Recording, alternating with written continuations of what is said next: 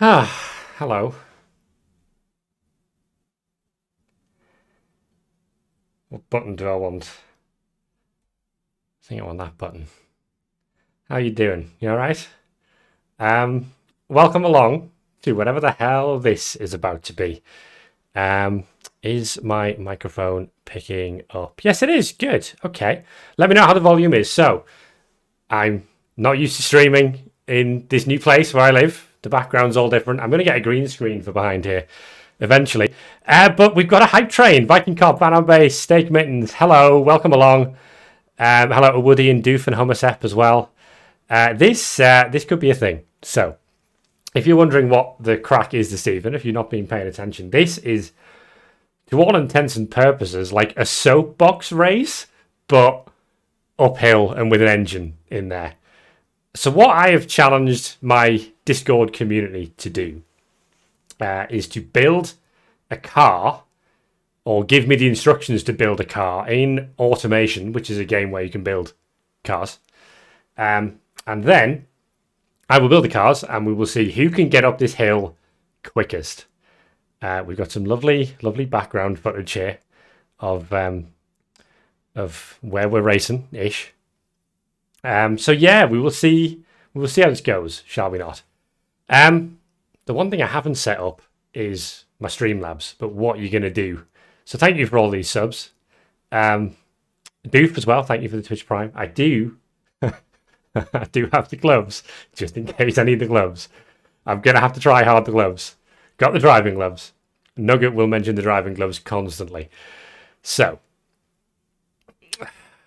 I don't even know where to start with this. So the premise is, everybody got $500,000 fake dollars to spend on building a car, and they could choose like the body type, the engines, which I'll get onto in a moment. And there's going to be 3 rounds of this. This is the first round tonight, and this round is going to be split into 2 parts because we've got 17 cars that I need to drive up this hill. And Zsinj, thank you very much for the tier 1. I really do need to get my Streamlabs set up, but that's the one thing I forgot. I think we can live without it. Yeah, so what was I saying? Drive cars uphill. They've got $500,000 to spend. The winner after the end of 3 rounds is the person who has the most money. So there is prize money, if this button works. Haha, prize money. So there's 3 categories available for prize money. Fastest time is the obvious one. Fastest to the top of the hill wins $250,000, so you're making profit on what you spend. Am I streaming from a jail cell? No, it's just my new box room where my PC lives now. Quite a smaller room than I'm used to. I don't know how that'll affect the sound, whether it'll make it more or less echoey. And we also have the popular vote selected by an independent public panel. Basically, I've asked my friends to pick their favourite 3 cars. So look out over the course of this evening and Sunday for 3 ribbons, a gold, silver, and a bronze ribbon. And if you see a ribbon next to your car, that means that you have that means you've won a prize for the popular vote, and you get some money for that. Final one is Judge's Choice. This is awarded by the game itself. So Automation gives various scores based on the car. So it's comfort, practicality, and marketability. And the top 3 in each category will get some cash. I think that makes sense. So when they were building the cars, and there's 3 more prizes I need to come on to, which I'll do shortly. The only thing that was really limited was the engines, because it turns out engine building is really complicated. I didn't even know what I was doing either. So we've got 8 engines they can choose from, which are all named after animals, because then you can have a rough idea of which was the biggest and which was the slowest and whatnot. So the sloth is the worst one, all the way up to the whale, which is the biggest one. Now, the whale is like impractically big to the point where I had to tell some people, sorry, we can't actually fit the whale in your car. You'll need to choose something else. So we do have all but one of the engines available in action over the course of these 2 sessions. So all of them bar one have been chosen. So we shall see which proves to be the best. Obviously, the slower tends to be cheaper. The more power tends to be more expensive. But more power might not be good if you can't apply the power to the ground properly. Right. We'll come on to which one wasn't chosen as we go through. So, mystery prizes. So they've not known what these 3 mystery categories would be. So here they are. Bang. Not last. So it's 75,000 to the second slowest vehicle that completes 3 attempts. So you must make it to the finish, and it's amongst all the cars that get to the finish 3 times, and set three times for us to choose from for them. So 75 grand if you are second last specifically. Engine Development Fund is going to be a spicy one because that is 100 grand to the fastest vehicle using each non-winning engine. So they're all made by Zord Sport, which is the fake company I've set up to build these cars. So if you, whoever gets the fastest time, that will be deemed the winning engine. And then they will be discounted from the Engine Development Fund. All of the other engines that didn't win, the fastest of each one gets 100 grand. If you're the only one with your engine, if you're the only one with a particular engine in the car, you just earned yourself 100 grand immediately. So well done. But obviously you don't know who's got what yet. The final one is consistency is key. So each vehicle that completes 3 attempts with less than 10 seconds between their fastest and slowest times gets a 50 grand bonus. And that is doubled if your 3 attempts, obviously I'm driving the cars, if they're all within 5 seconds of each other. And I will basically be, I'll be going as fast as I can, as fast as I dare with some of these things. And I'm not going to try and rig it. But there we go. Right. Is there anything else? Is there anything else I need to tell you all before we do the first one? I'm just getting my bits and pieces set up in the background. We know that we have Gengar up first. And on the basis of being up first, Gengar will get like a bonus test. I need to make sure the wheel's working properly and all of that. So we'll get a bonus test run where we just make sure that the wheel's all working properly and everything like that. Okay.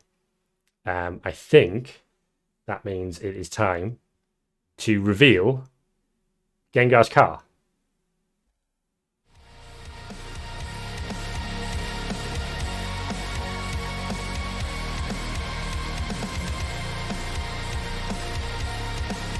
So here it is, the Zigzag Mamba is Gengar's entry, and it is Gorilla Power, so he's gone full American-style muscle car with this one, although it'll be difficult for me to drive this properly because he's gone for a pretty basic setup in terms of suspension, tyres and whatnot, so whether we can actually get all of that 400 horsepower onto the road on those skinny little basic tyres, we'll have to wait and see. Comes in at about 365, or exactly 365 grand, this one. You can already probably hear it whirring away in the background. All going well. Here it is. So I'm hoping, if everything works the way I think it should, that... I don't know if I can lock around the car or not, because I haven't got the wheel set up to do that. I also haven't had time to test the wheel, so the first thing we can do here, really... don't forget the gloves. Okay. This is purely to troll Nugget at this point.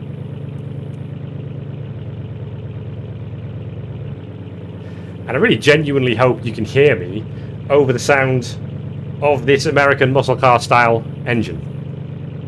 Shall we? I think I've technically got to wait 4 minutes. Although what I can do is I can use this 4 minutes because I said Gengar would start at 1/4 past. I can use this for a quick test go, make sure the wheel is all up and running properly.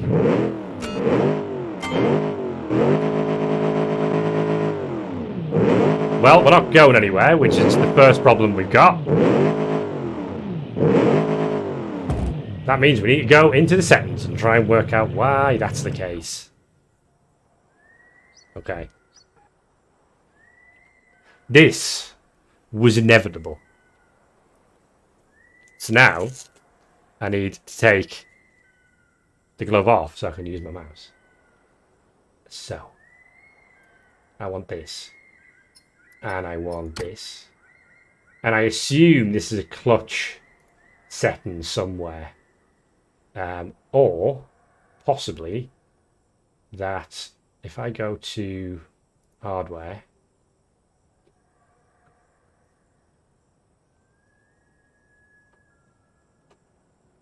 interesting.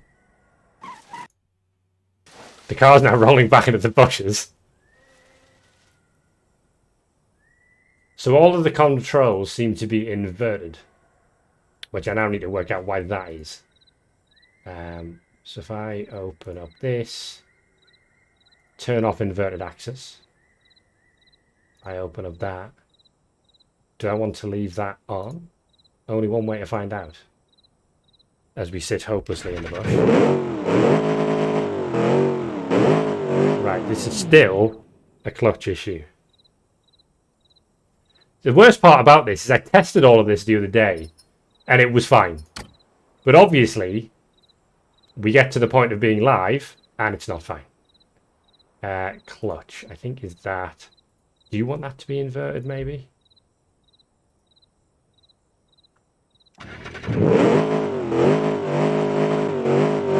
We're definitely not moving in a way that I would like us to move, and I don't know why.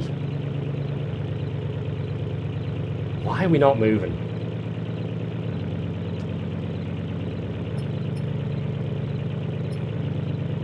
Bum, bum, bum, bum, bum. Controls. Vehicle. This. So it's definitely doing a thing.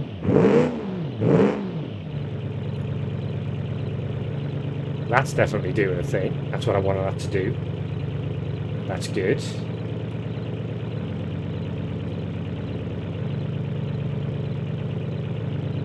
I wonder if it's the gearbox mode I've got it set to.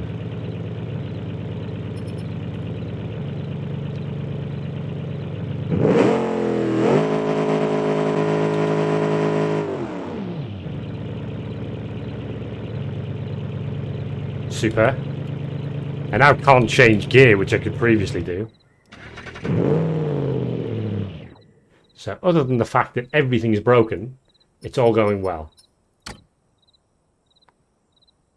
If I'd had time today to test this earlier, I would have done it, but alas, I didn't have time today to test this earlier. Shift up. That one. Apply. Shift down. That one. So that's presumably because I've changed the gearbox mode. There you go. Now I can change gear again.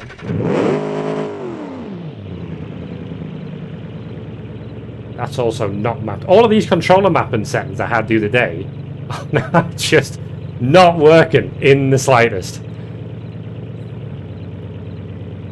Man, this is the most frustrating thing in the world. How do I make the car go? That one. Oh, interesting. It wasn't that one. It was that one.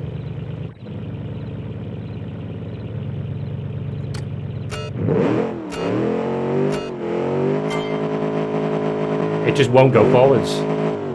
It just won't go forwards. Why is that doing that? That is bizarre. Honest to God, but well, how do I turn the clutch off then? It's got to be the clutch.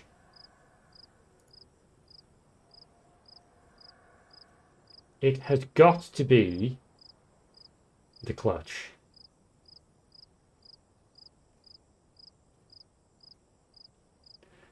Well, maybe I try and drive this with a clutch and see if that works. Let's do that. Spin that off. apply that. This can be that.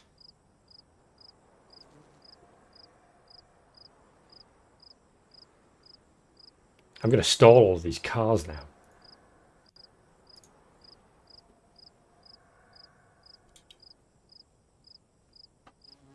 Right, now I've got nothing because the engine's off.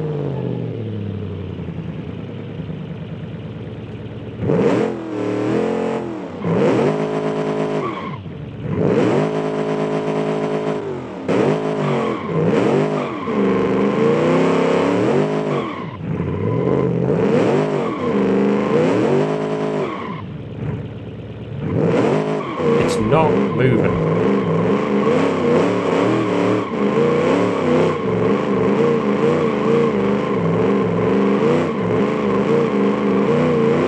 I'm doing a burnout on the spot. It's because the brakes aren't, isn't it?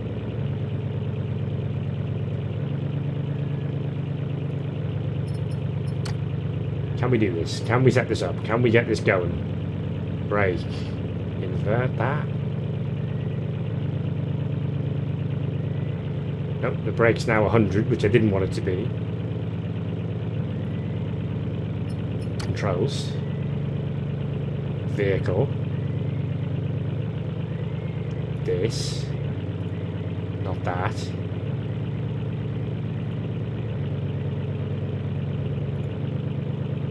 Apply.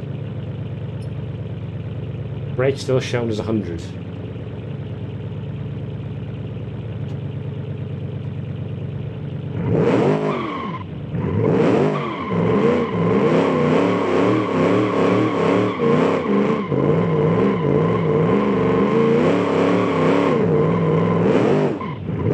Almost got it moving. It's just it's got everything applied at 100 the whole time, and I do not know why.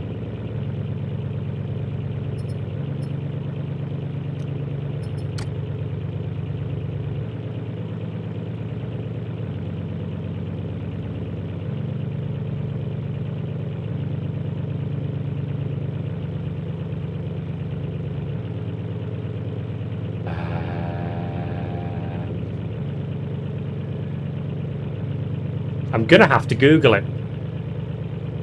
I'm gonna have to Google it. Why must...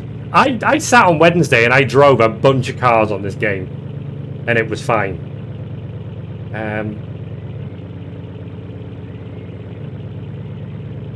Car won't move.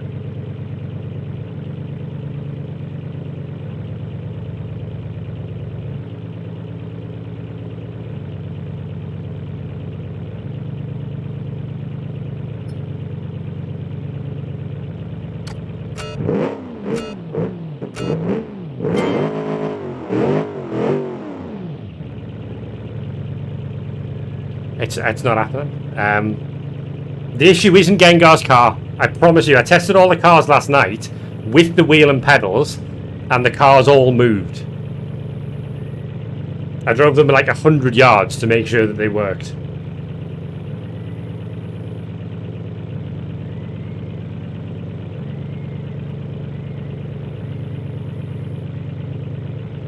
The parking brake is off. Okay, mate, now it's on. Now it's off. Now it's on. Now it's off. Now it's on. Now it's off. Ah, dearie me.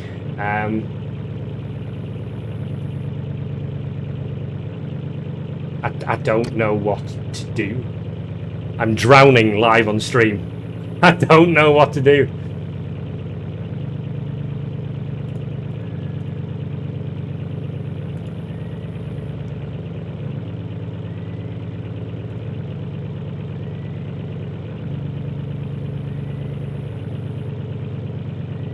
Come on, there must be something obvious I'm missing here.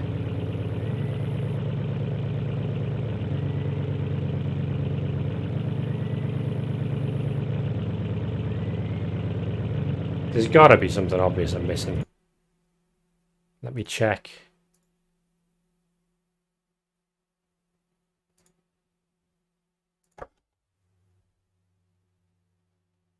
Try that.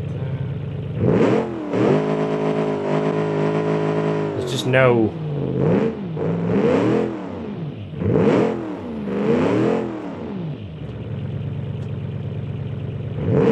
I can't even get it to burn out like it was, but I'm gonna have to try another car. Right, okay. We're gonna go back here. I don't know what the solution is. I wish I knew. I so wish I knew what the solution is to this. But it can't, it won't move. Let me go into free roam on here.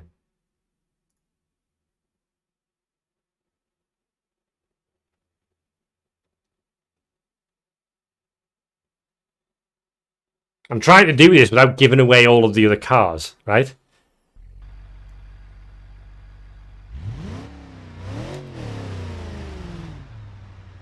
Interesting. Let's go back to the live stream.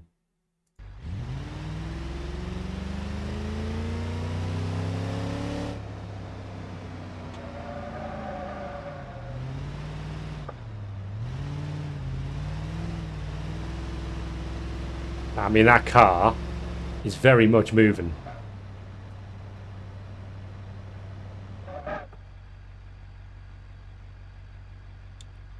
But it's not happy, is it? How did I change?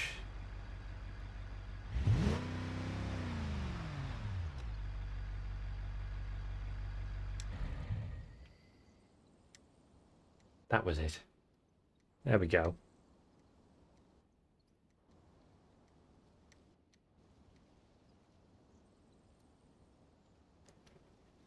So why does this car work? Okay, now I'm gonna have to try and I'm gonna have to go back to this. And I'm gonna have to try and load up Gengar's car.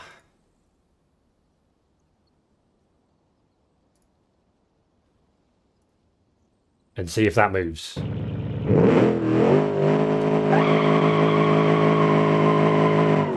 It immediately moved. All right. I can't explain that.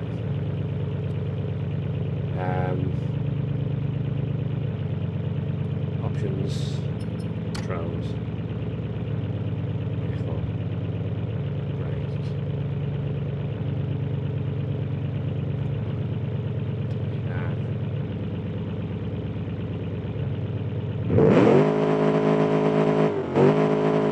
Interesting. Now it doesn't move again. That's because I changed some control to do with the clutch is what I changed.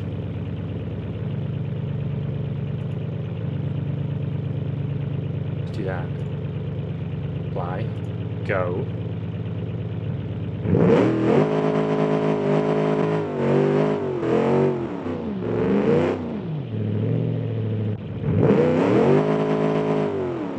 The moment I've messed with those controls, it didn't work again. So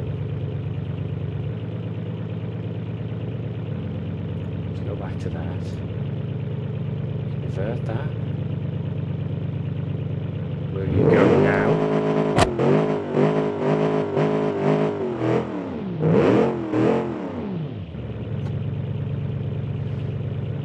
Right.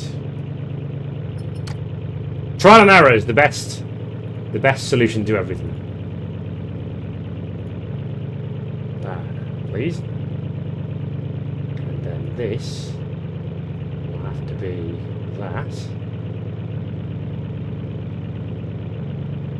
Yeah, bin that off. And then this up to be that.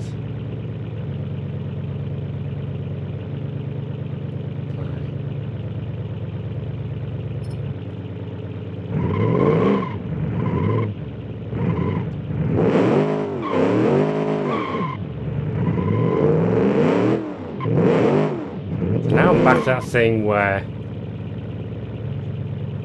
I'm so confused. I'm so unbelievably confused. Ah!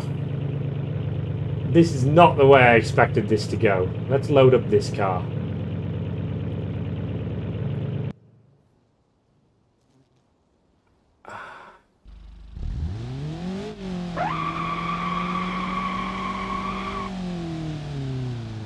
That car works. Need to remember that this is the brake. So then, I know that that car works. We'll load up Gengar's car.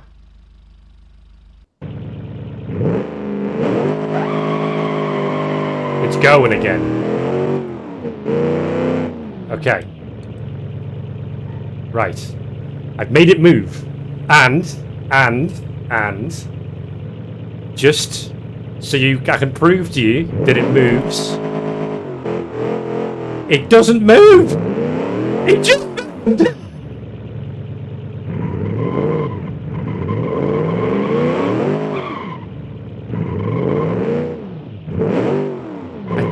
I swear, I swear to God, it moved.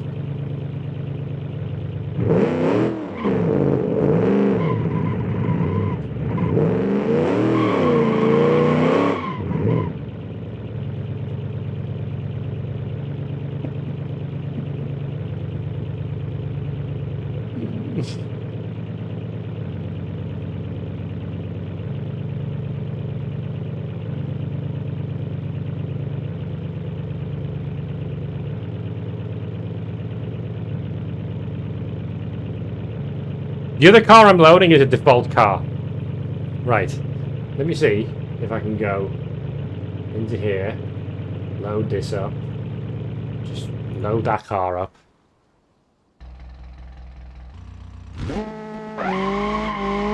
Car moves.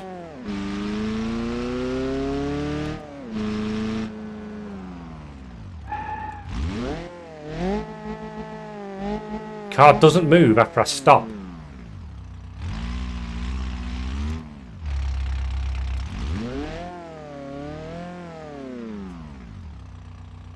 There's really something up with the control system here. Once it's something weird in the controls, and I don't understand what it is.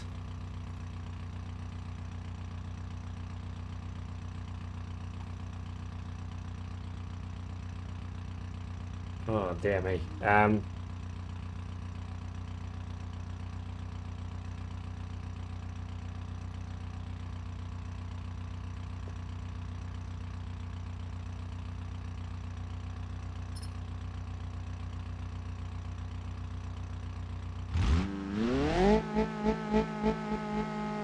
Nugget, you see that bottom right of the screen? There's a big P. That's the park and brake. It's not the park and brake. It's not the park and brake. Oh, Jesus Christ. I don't know what to do.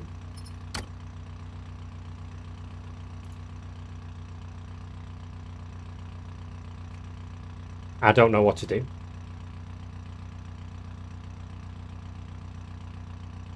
I don't have an answer to this. Like, this is reaching, I might have to cancel the stream. Like, I don't know what to do.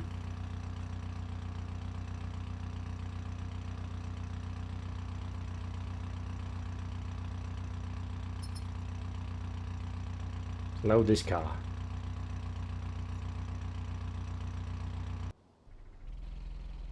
Right.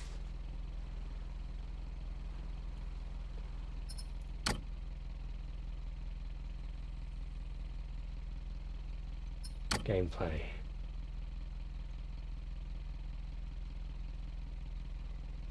Yeah, clutch assistance what I want. Gearbox safety assistance.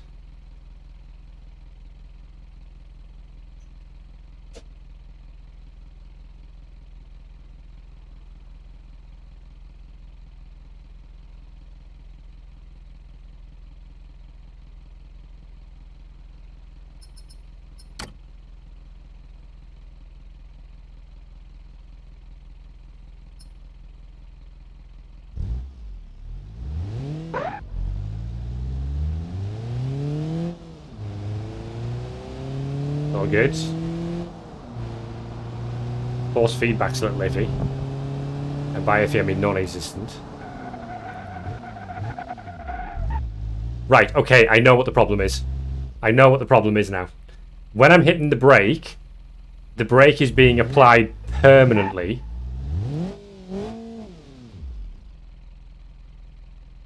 So what is that? So I hit the brake there, and that applied the brake permanently, and I now can't get the brakes off.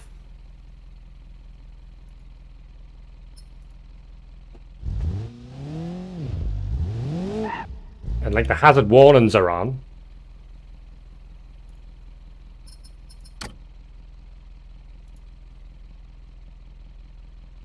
So what is causing that?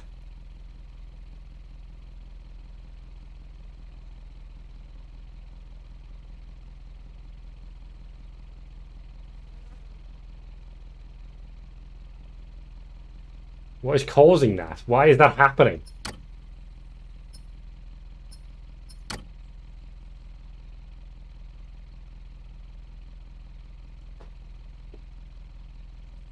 I swear to God, the next person that says park and brake.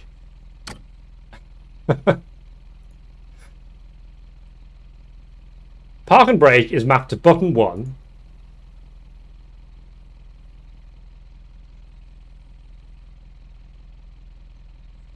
Let's unmap that.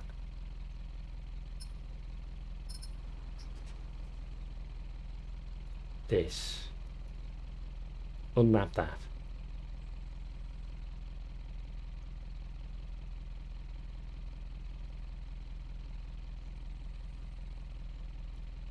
Let's make brake this. Let's delete that. How do I get the car out of this?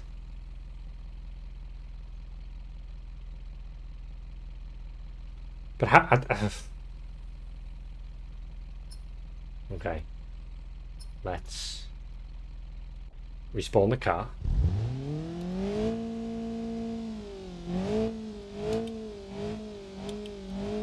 Car's not moving again.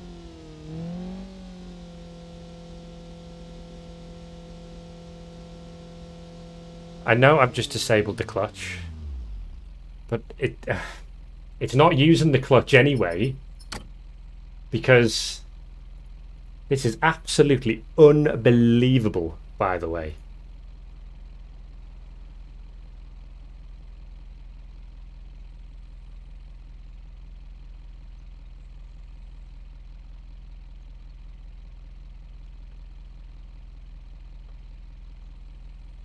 Also, the force feedback is behaving bizarrely.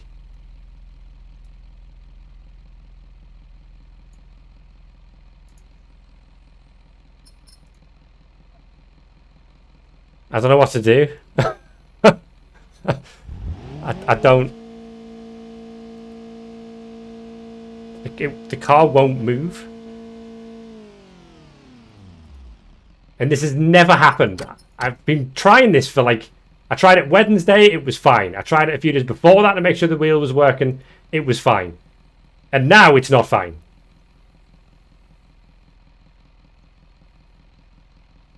And I cannot for the life of me work out why.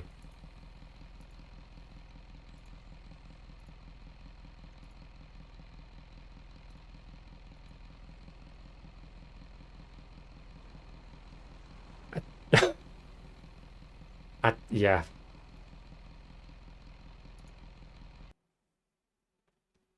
Oh man, you do not understand how much work I have put into getting this to work.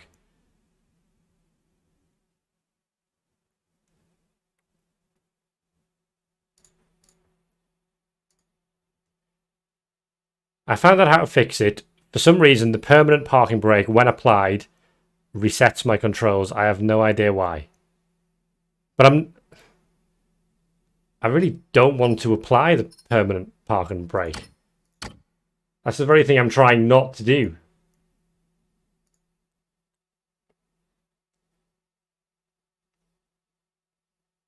Safe to say we're running behind schedule.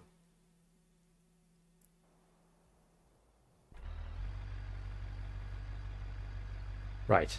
This car will go. This car will not go.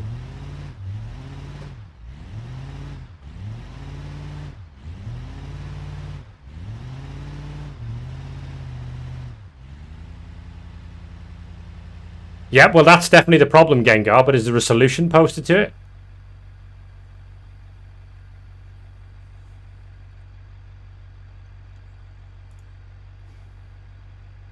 Options, controls. Locate the brake bindings, see which one is wrong.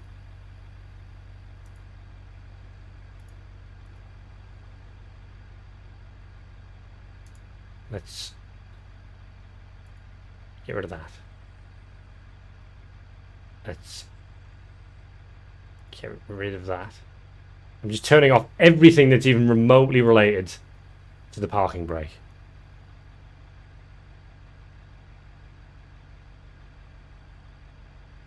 In case of doubt, press the reset all button.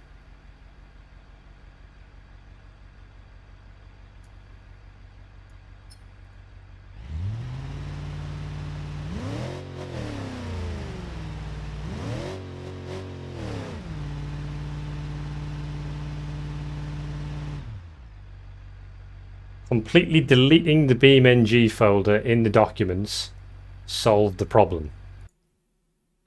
Right, well, I will tell you straight away what the problem with doing that is. That's where all the mods live. So all I can think to do is close the game and delete this settings folder. Move that out of there. And then hope that when I relaunch this, it'll regenerate the settings folder, which is just done.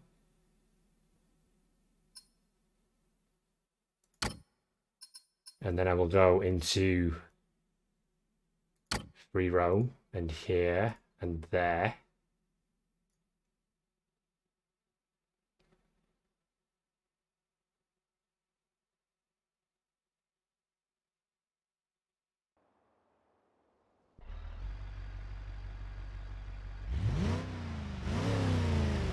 Okay. We have a moving car. We have some decent force feedback. Is that one the brake or is this one the brake?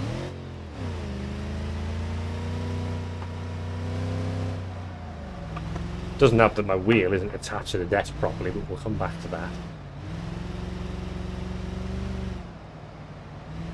So this one is the brake. I'm going to stop the car. I'm then going to restart the car. And it did it. Lovely. Okay. Right, that's positive. Add some driving gloves somewhere. Ow. Right, I now need to actually clamp the wheel to the desk properly. And then I'm going to put that into gear. And I'm going to drive again.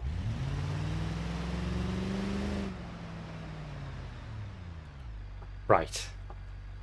Okay. Right. A car that can stop and go. We're living in Dream World right now. So now I'm about to immediately break it again by trying to set the controls up how I want them set up.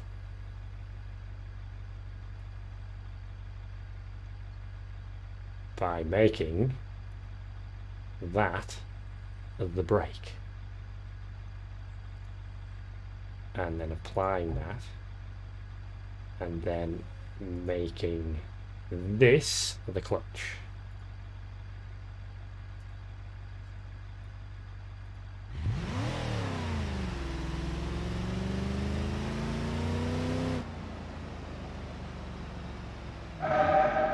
That literally didn't bother changing that. So that was fun. Come the actual hell on. This. That is the brake. Invert. Apply.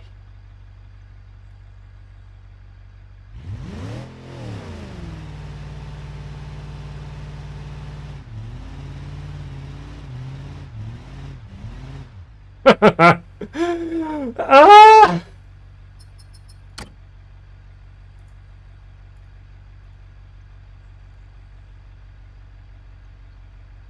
We broke it again.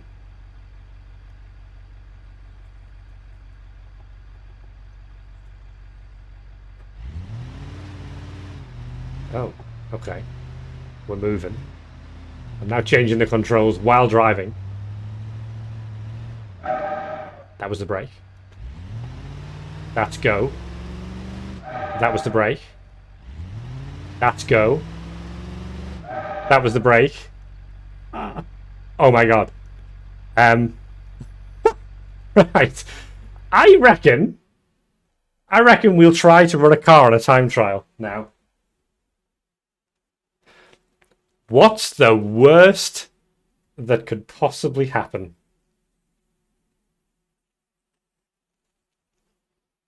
I mean, you all know what Gengar's car looks like now, right? We've seen it roll into a bush backwards enough.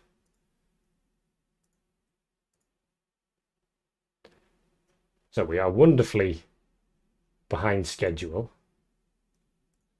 Thanks to unforeseen... I mean, there's no guarantee this is going to work. There's no guarantee this is going to get off the line. But I really hope it does. I really hope it does.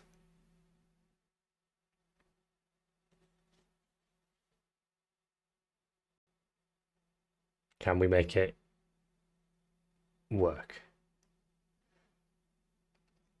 I mean, I've yet to try Gengar's car in a corner, it must be said.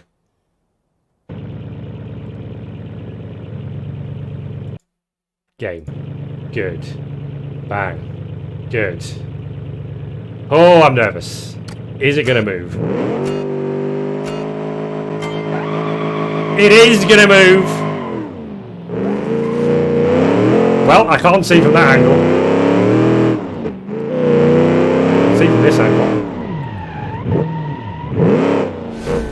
We're doing it, everyone. We're doing it. And it's a bit of a handful.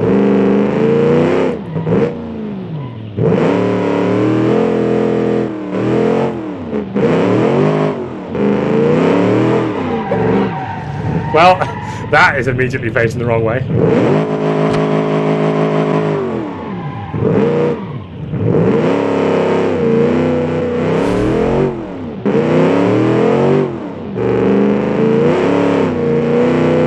Like I say, the force feedback on these cars is really wonky.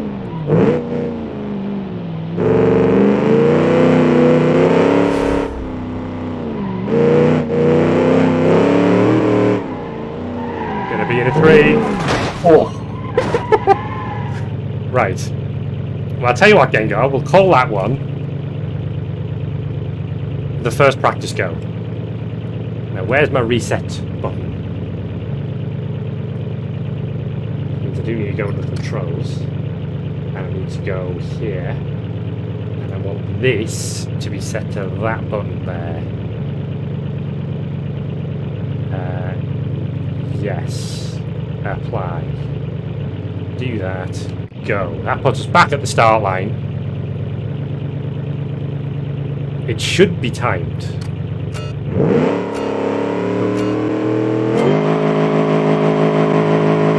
That's a lot of wheel spin.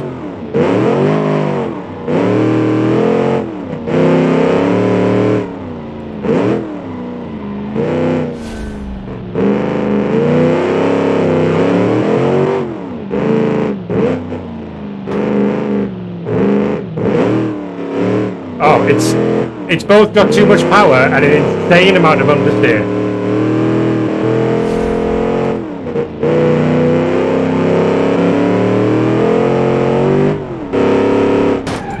Oh, and it didn't like that bump either. Right, that officially, that was attempt 1. And that has landed in a tree. Attempt 2.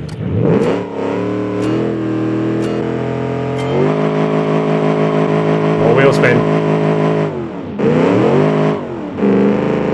There's an element of let's try and get to the finish here.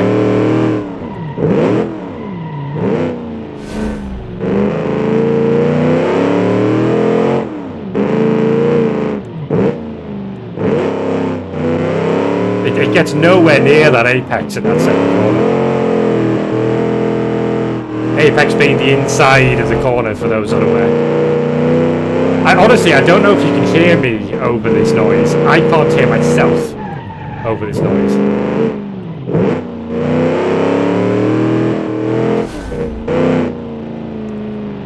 But it feels a bit Top Gear and I'm just having to yell over the car.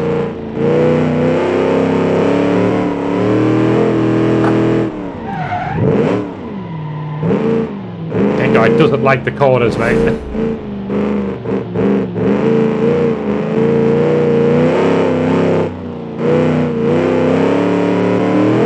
No NOS in this thing, so we don't have to worry about that.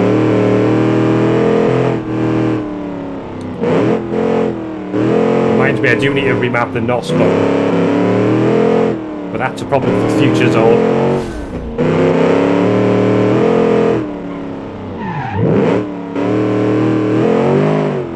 Whoa, steady. Steady, this bit's a bit narrow.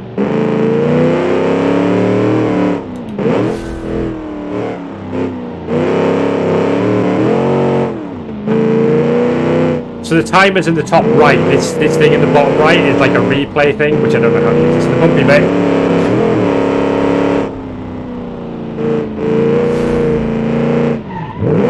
We've only got 2 corners to go.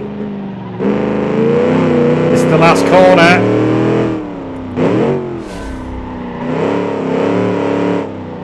We're actually going to have a goddamn time on the board.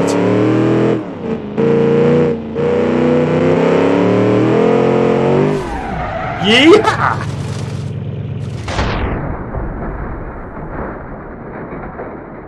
2 minutes 10.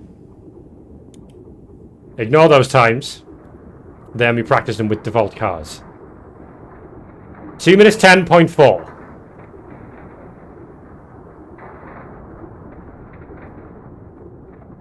Two minutes 10.415. I need to write that down. I'm just going to let the car roll down the hill. That is a...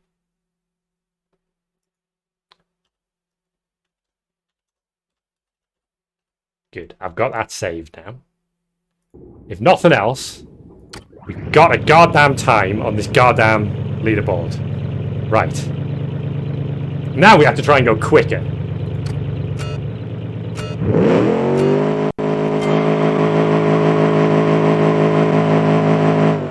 Which is much easier said than done. Because this thing just does not want to face in the right direction. Like, honestly, I'm going to call that a dead run with the spin. So this is attempt 5.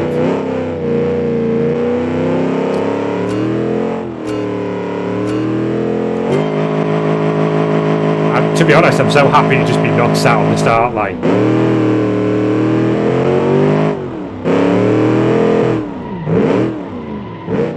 It's just these bits where the road isn't a straight line where it really struggles.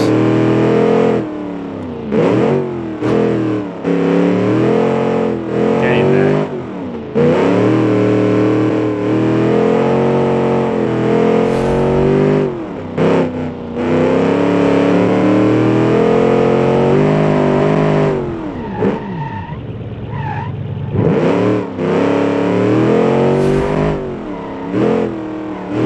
Webcam letting you see just how much I'm working at the steering wheel with this thing. Oh, it's kind of gone, but it's kind of okay. It's still alive.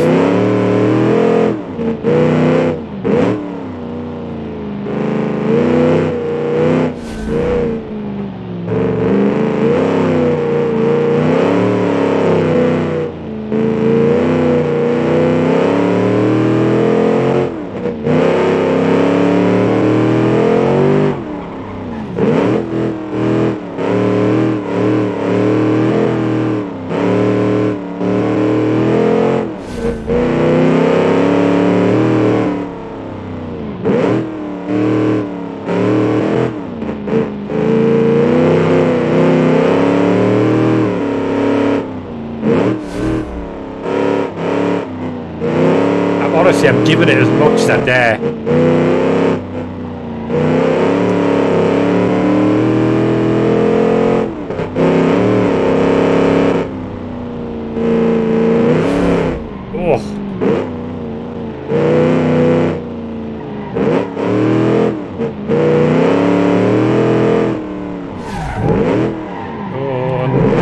Suddenly into oversteer.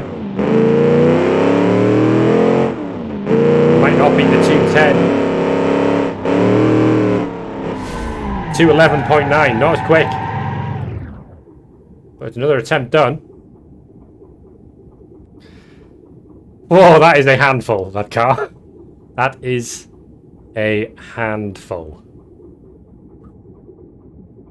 Well, you might be on for the consistent. If I can do another time, this within 5 seconds either side of the 210 and the 211, you're on for 100 grand because of the consistency. If this car wins the consistency bonus, I don't really know what to make of that because it is anything but consistent. Right.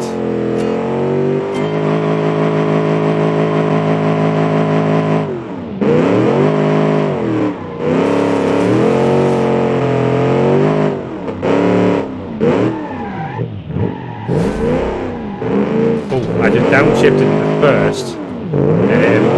Right, we're going to call that a dead go. This is attempt 7. I went at it first and it just, yeah, lost all traction.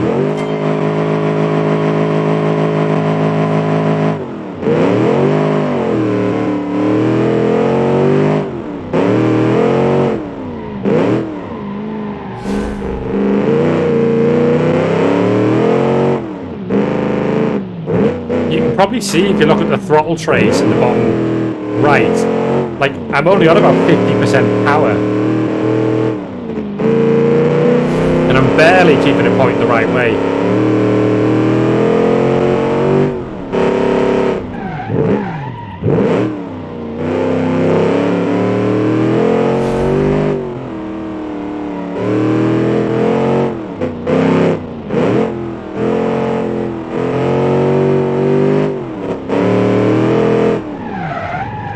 Oh, come on, keep out the trees.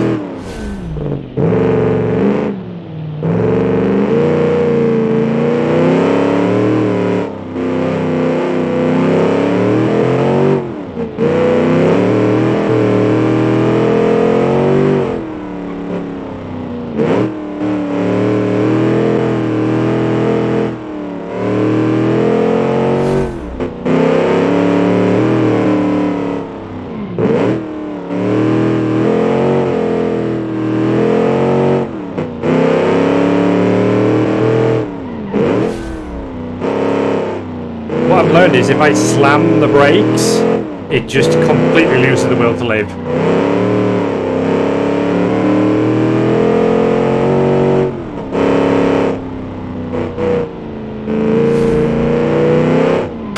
Oh no! That was not a nice bump. Get in there.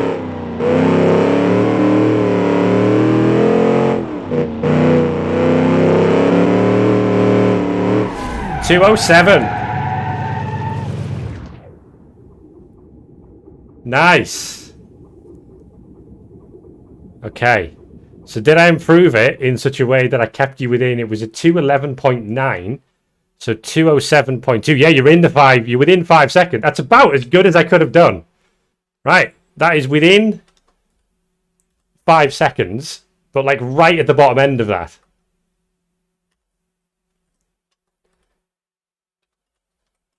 Amazing scenes. We did it! You finished the car! 16 more to go. Help. Okay. Excellent. Okay. That means for the first time, we can take a look at this.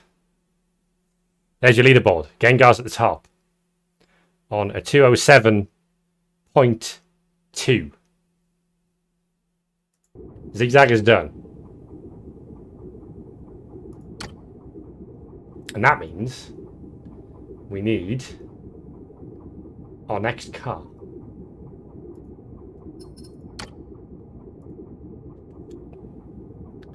And I don't know if even I'm ready for this.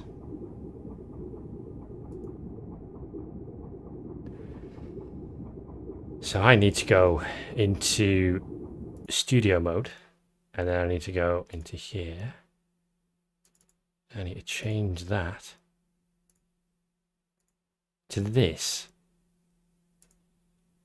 And then I need to do that. Right.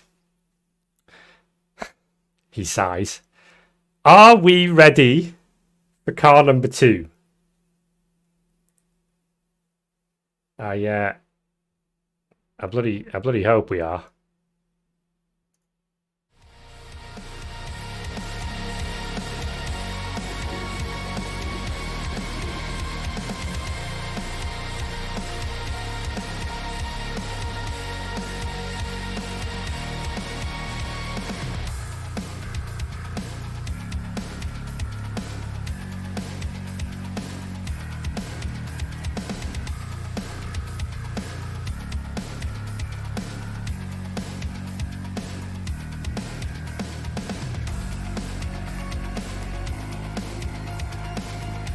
That's right, it's the McLaren Landau Norris, and if you've seen Dumb and Dumber, it's basically the dog van from Dumb and Dumber. This is Nugget's creation. It comes in as one of the cheapest vehicles going at just 250 grand, and it wins 3rd place in the people's vote. So congratulations, Nugget. The independent panel have voted your car their 3rd favourite. I'm not convinced it's about to be one of my favourites, because this thing is using the free Sloth engine. And here it is on the start line. As I say, I somehow do not expect this to be particularly quick. And by particularly quick, I mean I expect this to be impossibly slow. But what's the worst that could happen? I'm unlikely to crash it, I suppose.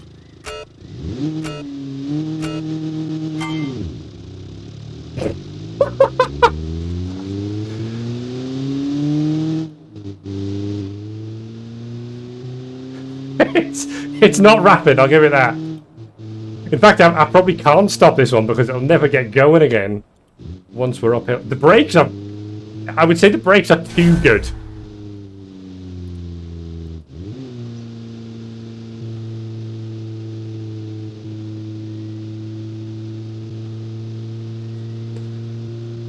Gengar, I think you're safe in 1st place for the time being. Remember, I promised I would do this 3 times for every car. Oh, we need 2nd gear here.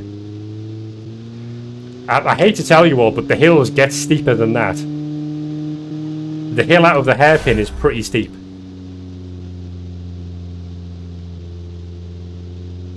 So, how have your Fridays been?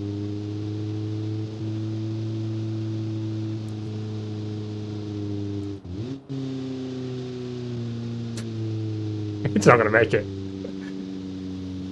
Like, I genuinely don't think it will make it up the hill. 1 minute and 16 across the 2nd or 3rd split there. I don't really need the brakes. He's put carbon ceramic brakes in this thing, which feel like a waste. Look at this speed. 40. 4th gear. Watch how quickly this stops.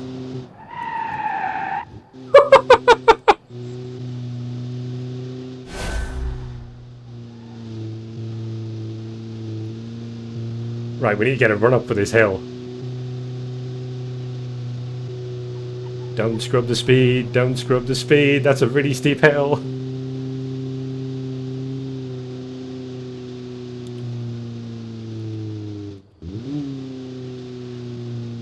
That's not looking promising, is it?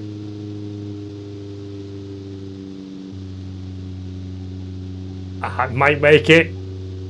It might make it. We're already slower than Gengar. 3 times we have to do this.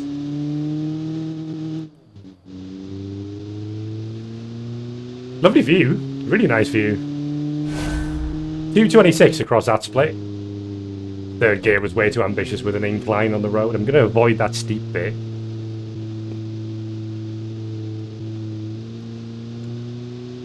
I was going to say something like, well, at the very least, it'll get you from A to B, but I'm not convinced it will.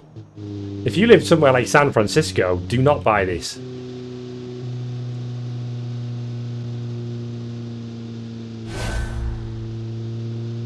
I'm not convinced I needed the driving gloves for this one. Making me look a little silly. Right, we're going to build up some speed on this fast section. Downhill, here we go. Fourth gear, let's fly. Not even going to lift over the hill. Full beans over the hill.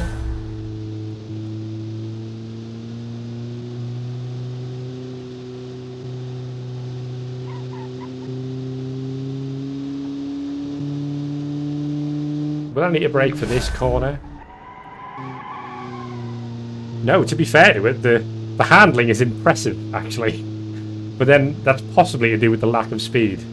We're on for about a 345. A 346.7. I didn't think it was possible to be that slow. But it turns out it is. That's an initial time of a 346.718. The challenge, I suppose, is can we do 3 times that are within 5 seconds of each other?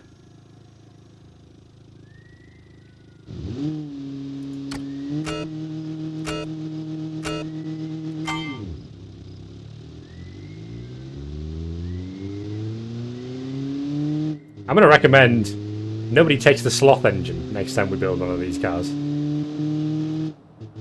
Right. How do we make this quicker? Well, we don't need the brakes.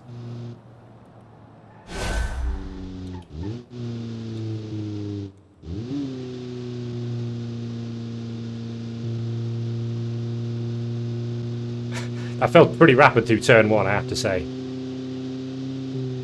How's the stream quality, by the way? The one thing I've noticed about this game is it doesn't handle shadows very well.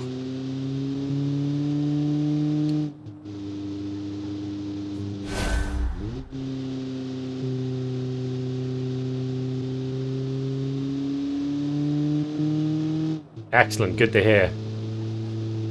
Bum bum bum bum bum. We don't need third gear where we're going. And keep an eye on the G-force meter, by the way, which is that thing just to the top left of the speedo. It's got like the little yellow thing in the middle. That's tracking live G-forces. So when I throw it into this left hander, look at that. We got about 0.6 G around there. The one thing I would tell you, Nugget, is these carbon ceramic brakes were a waste of money. Lasted lay breakers into here. That was actually pretty good by the standards of this car.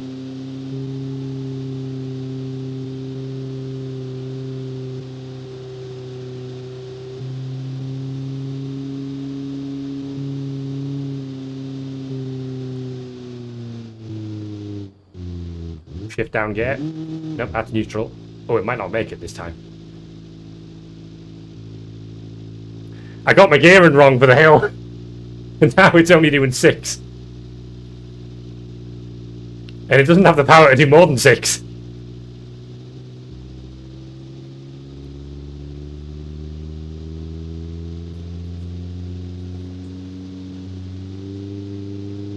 It's costing us a lot of time.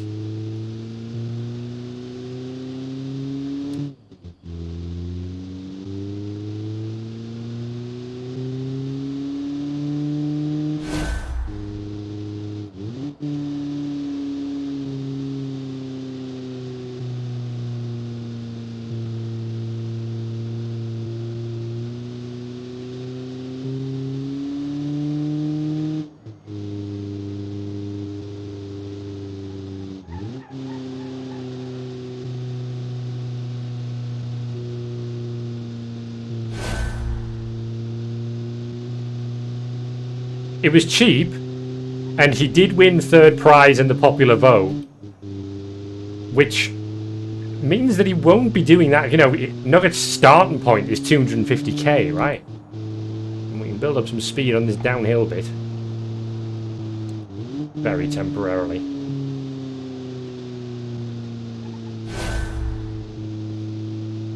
The real challenge in this car is just managing the gears. As we saw on the steep bit, I'm in the wrong gear at the wrong time. You just lose all the speed. Right, I'm going flat.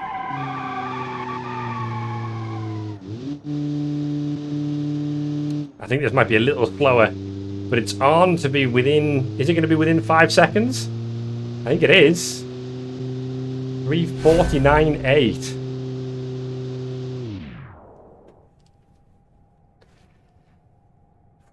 Right. Only got to do that one more time. So, I think we can beat that time if I get my gearing right on the hill. But the problem that Nugget's got is that Nugget probably wants me to do a similar time, so he gets another 100k for being really consistent. But I will try and nail a quick time here.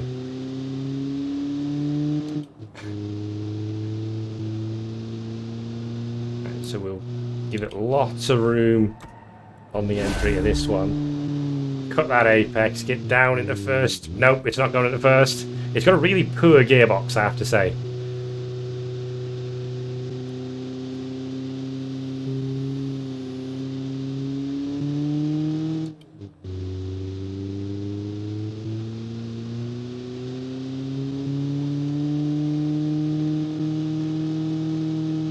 We don't need third, we're going to stick in second up this hill.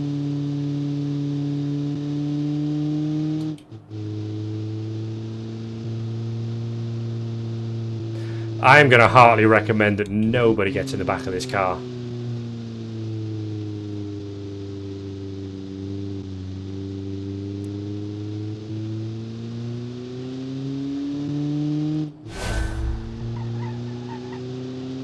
little bit of tyre squeal there.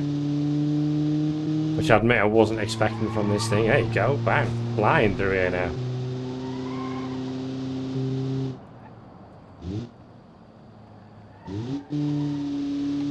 So, what I would say, the handling is absolutely superb. The gearbox and the engine are not. This is the key bit.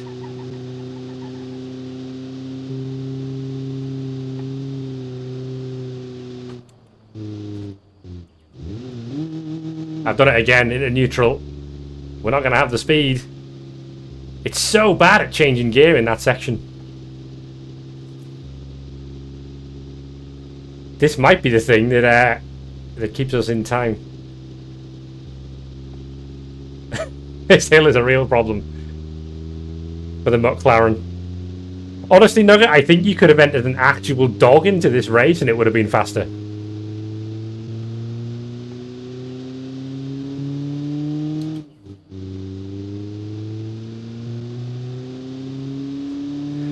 Stake mittens with the speed there, using 1E for every mile an hour the car was doing.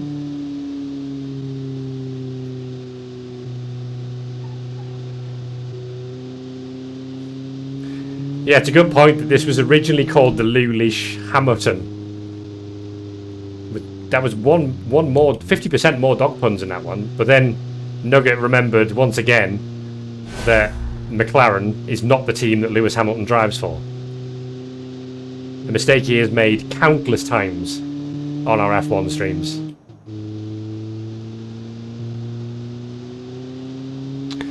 Well, this is the final swan song for the evening of the McLaren. How are we looking on the clock? I think we're up. I think we're up on that time. I think the first section was so unbelievably rapid that we could maybe beat that 3:46.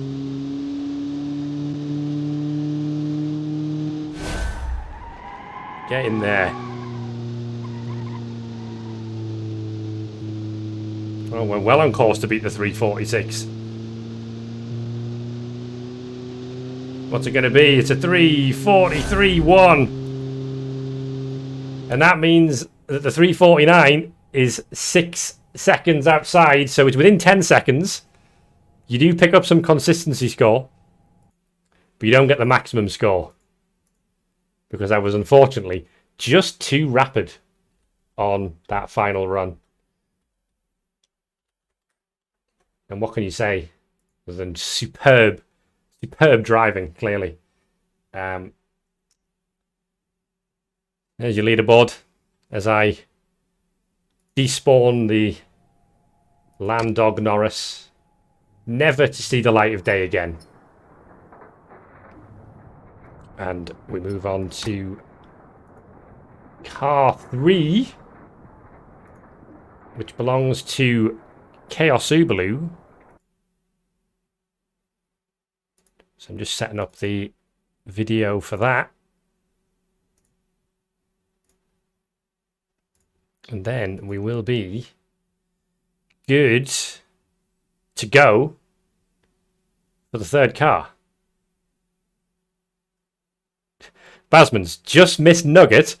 I couldn't have gone much slower for you.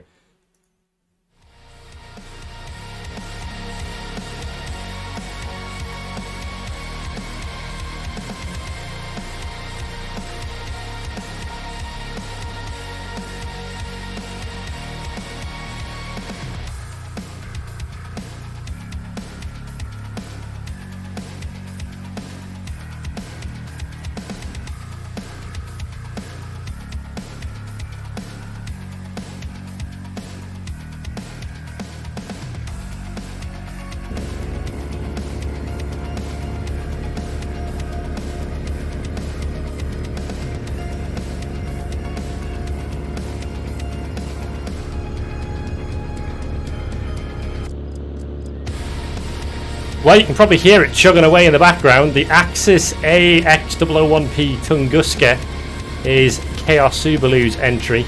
This is the first one we've seen powered by the whale. It's got the biggest possible engine in it. And Kaosubaloo asking for this to be themed on Bowser and Mario Kart. Those spikes in the alloy wheels, I am not sure how the game will handle that physics-wise. But yeah, we've aimed for the vehicle that Bowser would drive in real life with this one. And it's a looker. It's got compared to Nugget, it's got a huge old engine in there. Didn't score well for comfort, and you only need to take one look at it to kind of understand why that would be the case.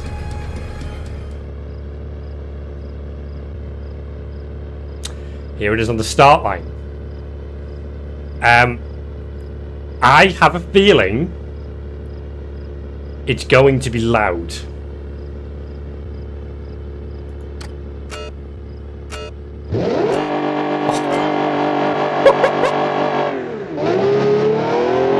Listen to the whale. It's immediately into the bush. I think we can keep going on this.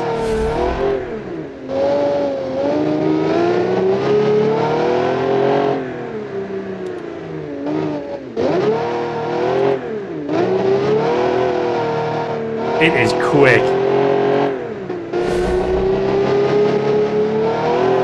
Oh! It's not quick anymore. Okay. The first run ended in a tree. So this has got a V12 8-cylinder engine in it. So no wonder it's loud. To say it's a little wobbly is an understatement.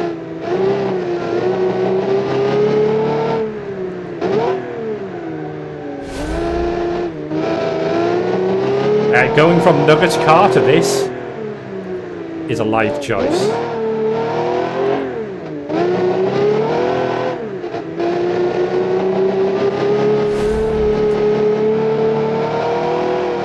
Ooh, just gets away on some of the quicker corners.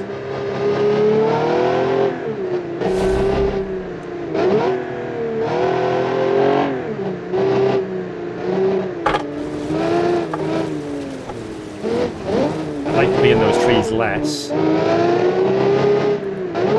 Oh, no brakes, no brakes, no brakes, wobbly. We're hanging on.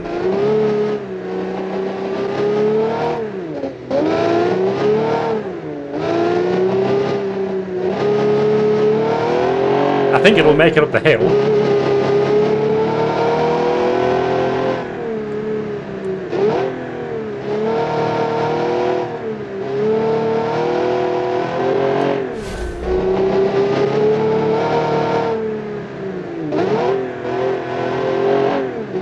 I tell you what, if Bowser did drive this in Mario Kart, nobody would go near him.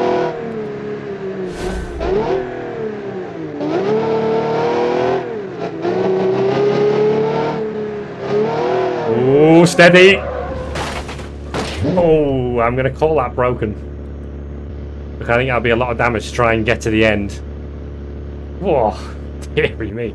That is a spicy vehicle. I'm going to drive it on board, see if that improves how we're going here. Probably gives us more engine noise as well.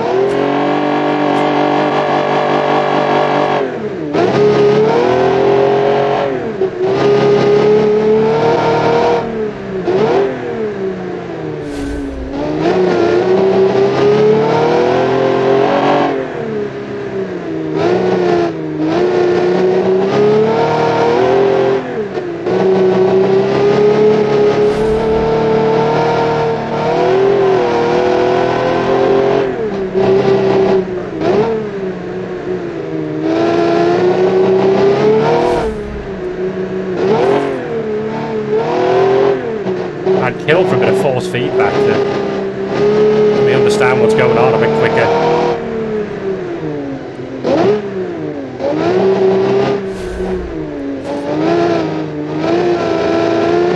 It feels quick, but everything would feel quick in comparison to that last car from McNugget.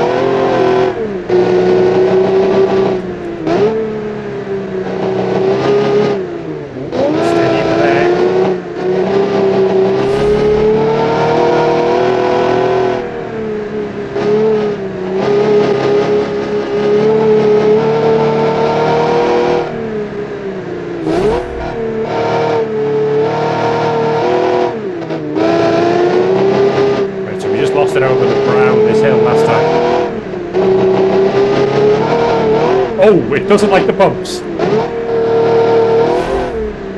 Oh, it likes the bumps too much. Certainly one of the two.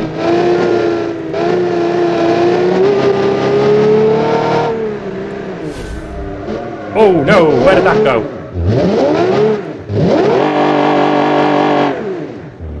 Well, unfortunately, I'm going to call that a dead run because it's not a clean run.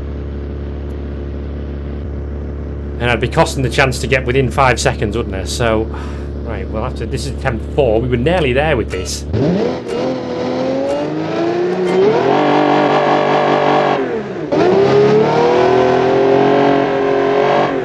this is the off-road suspension, and I don't think that'll be a huge surprise to everybody. Oh, that's crash 4. Right, I need to concentrate on this one.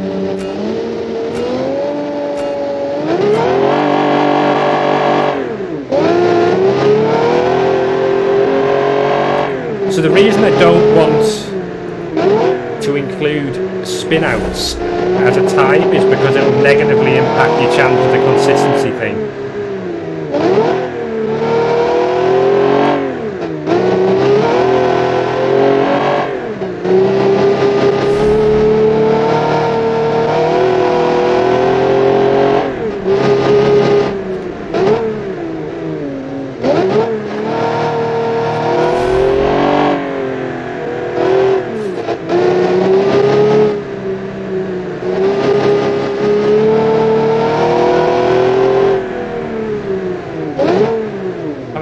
Properly feather that brake pedal.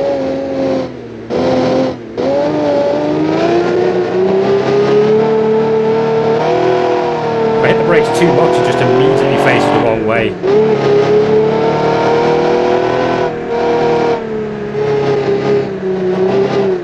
God, imagine doing more than 6 up that hill.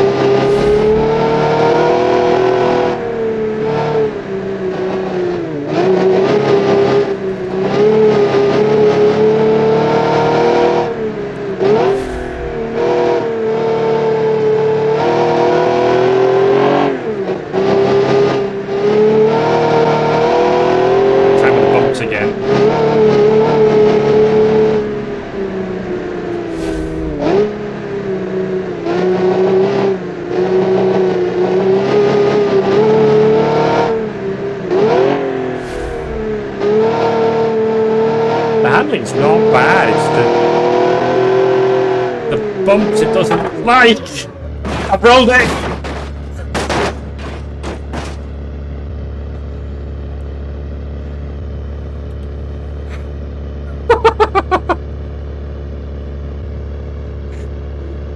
Oh. I promise you, Kaosubaloo, we will get this thing over the finish line. I was there!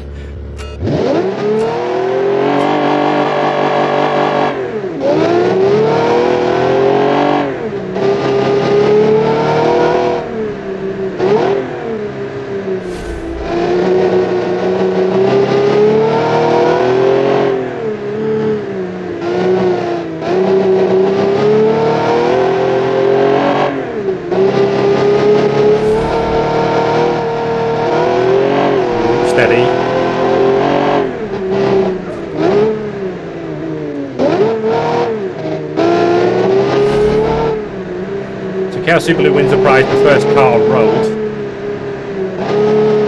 So congratulations to her. Unfortunately, it's not a prize.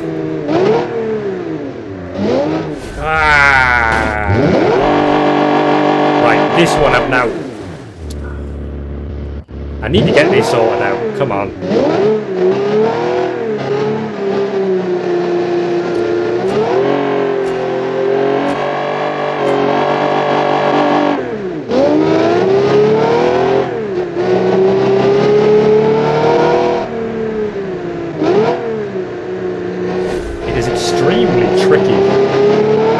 Fast time in there.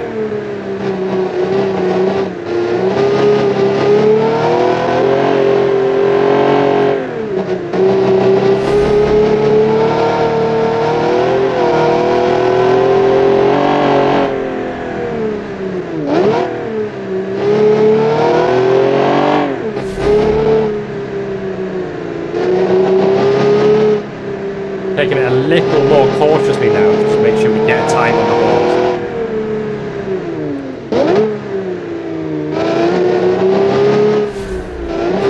We've handled this section.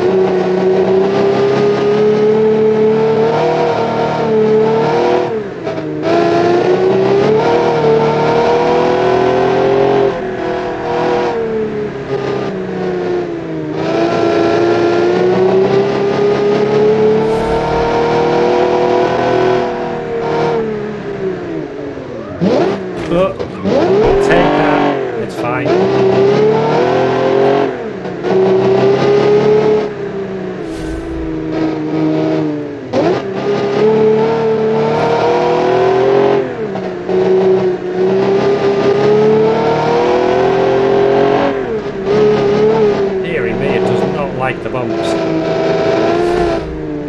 As we learned when I literally rolled the thing.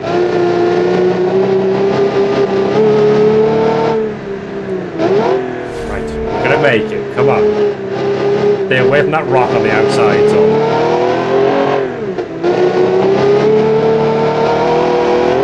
Across the line. And a 1:57, fastest time so far. I knew there was a quick time in there.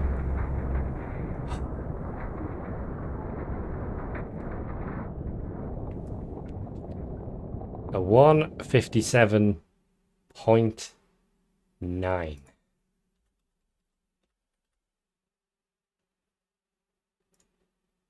So that is, we'll know already. That is the quickest time so far. 0.971. But that was also attempt 7. So the problem that we've got now is I've got 3 more attempts, and I must get the car over the line twice more. I mean, the 1:57.9 will still count either way. But do we even have a chance of the consistency bonus? I don't know. Maybe this isn't a consistent car. It's a quick car. Maybe it's not the most consistent thing ever.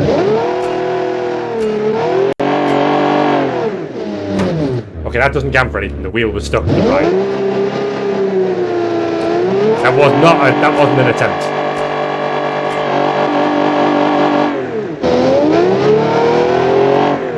So attempt 8, here we go. Oh, where's the gears? But the whole thing died on me. That was bizarre.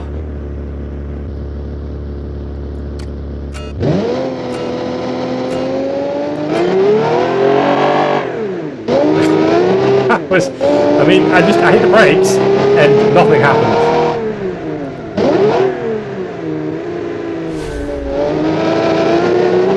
It's not confident on the brake pedal.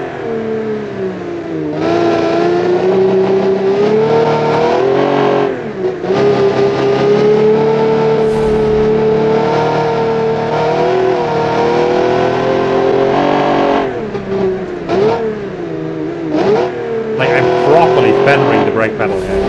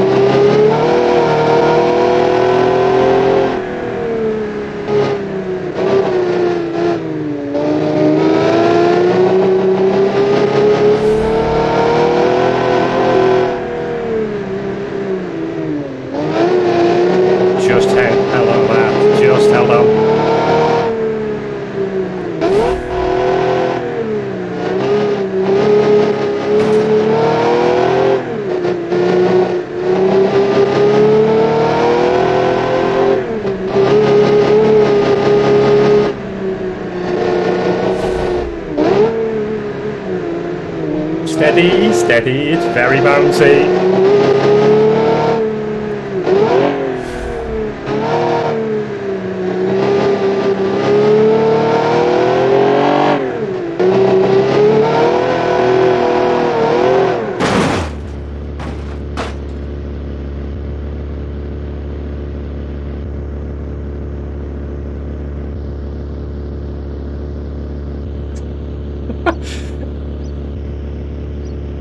I do regret that one. I do regret that one quite a lot.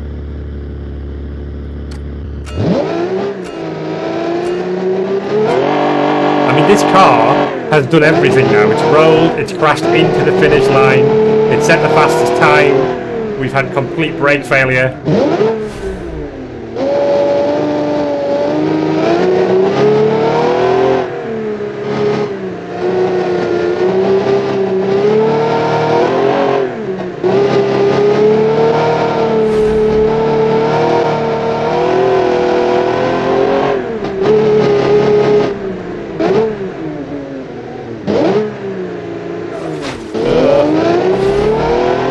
That one. Well, the consistency bonus is out the window. We might as well just push for a faster time now.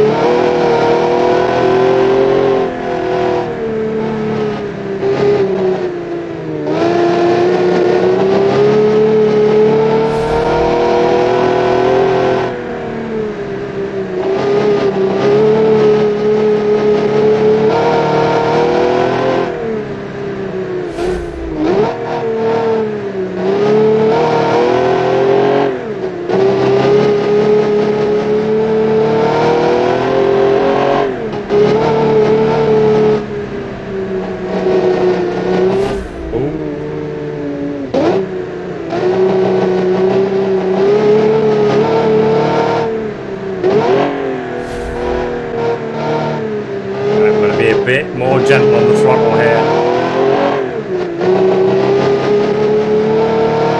Across the line, a 55.1. There we go. So we did improve.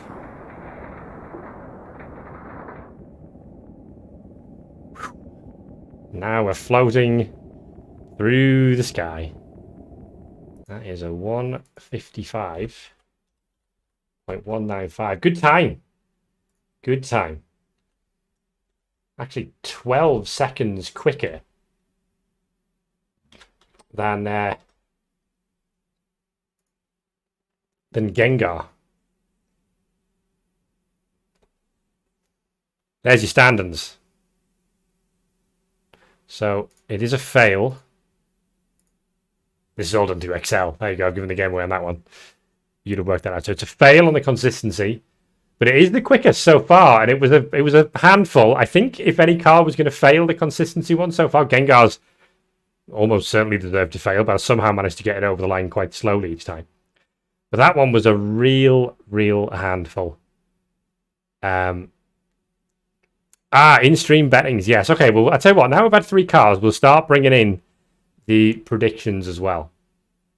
Because it is time for our 4th contender this evening. And we're only running 34 minutes behind schedule. But a lot of that was because I couldn't make the game work. But just when you thought you'd seen it all, we're now about to introduce the first car that has NOS.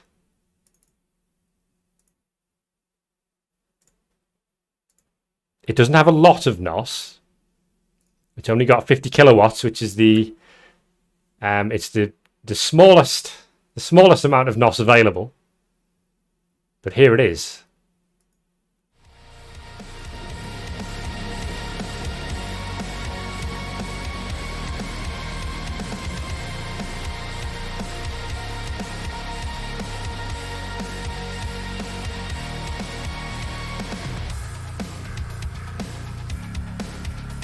It's the Mallard Quackmobile. It's got a duck on the front and it wins first prize in the popular vote entirely because of the duck on the front of the car. So congratulations to Trunk for that. And it also wins first prize for marketability as well. So a couple of bonus paychecks coming Trunk's way. It's a nice looking thing. It's all styled on a Mallard, of course, and the Bulldog engine, which is the Boxer horizontal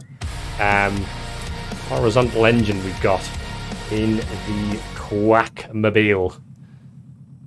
And here it is on the line. Now, when I put this into onboard mode, we are going to get a wonderful view of that duck. The duck's backside, by the looks of things. There it is. Like a weird Rolls Royce. So, it's time for a prediction.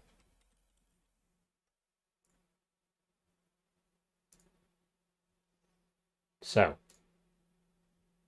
prediction is, will it go fastest?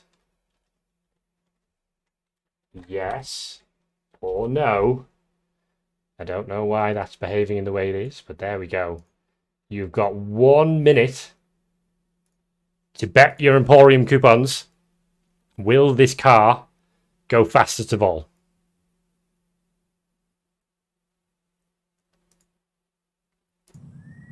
Fastest so far, yeah, fastest so far. So will it go faster than Kaosubaloo?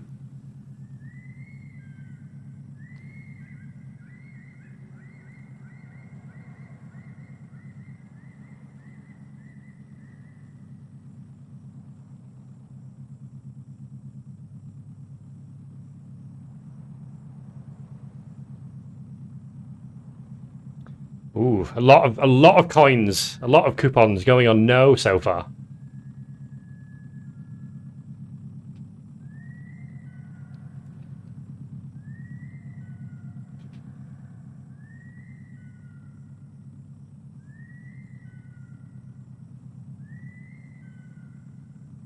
Okay, most have gone for yes. We've got 22k on yes, 21,000. Oh, sorry, 12,000 on no. I think it is time to get our first taste of the Quackmobile.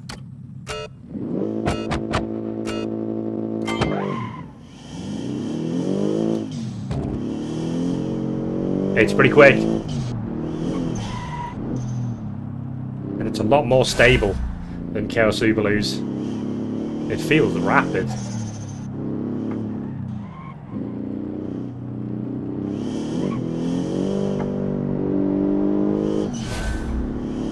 Will it handle the bumps is the next question.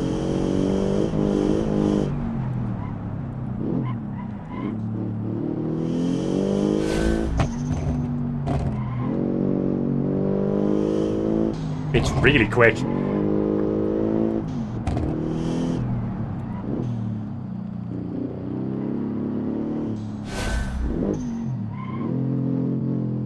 It's also really stable as well, which is why it's so quick.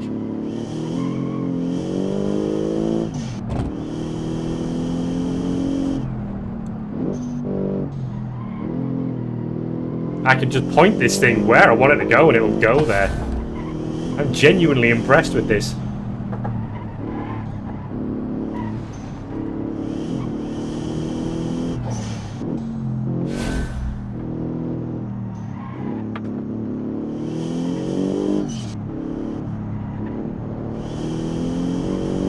And I handle these bumps. Didn't love them. I can carry so much speed. Ooh, almost too much speed.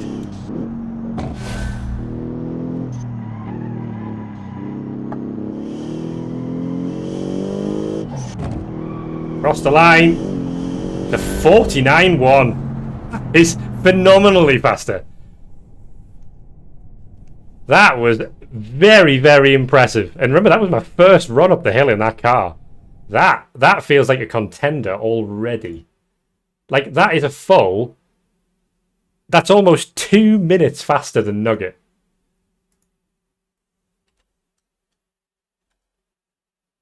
So, I will not forget to pay that out. But, there you go. 49.1 is 6 seconds quicker than Kaosubaloo. And it took me a full 10 attempts to go that quickly. But yes, Kaosubaloo's was certainly quite a bit more entertaining to watch, it has to be said. However, can we go quicker? Because we're going to start pushing this now. It's a little slow off the line. But once it kicks off, the turbo... I think it's turbo lag that we're getting from the turbo in this Bulldog.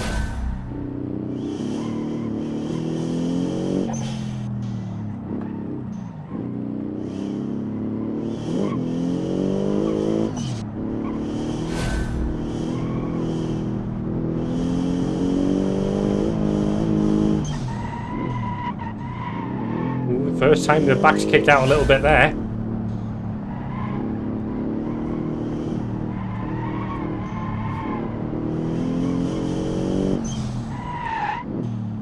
Lock up the brakes. Oh, it was like a 4-wheel lockup. We managed to hold on. It's rear-wheel drive this, but it's surprisingly well behaved. It seems to be the right amount of power for the tyres it's got on. It just sticks to the road. Oh, and I've carried too much speed into there. And unfortunately, we have mangled the Quackmobile.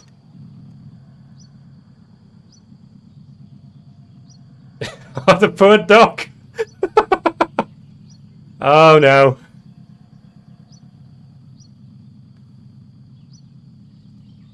It's actually a valid point. It's a valid point. That I haven't actually used the NOS yet.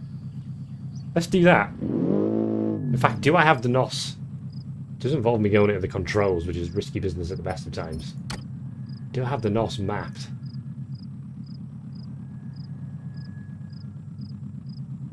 Activate. So we'll toggle nitrous oxide injection on that button there. And we will remove the parking brake button.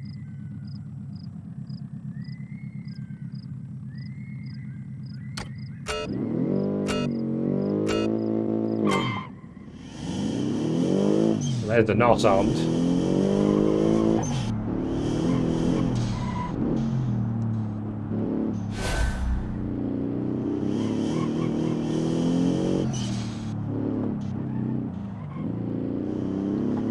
This is going to take some beating, they said. It's absolutely glued to the road.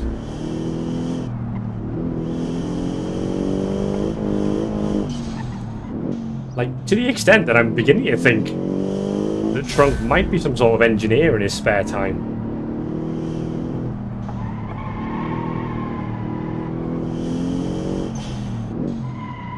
I've driven cars on a Assetto Corsa that were worse than this. I'm not very good at Assetto Corsa, mind, but...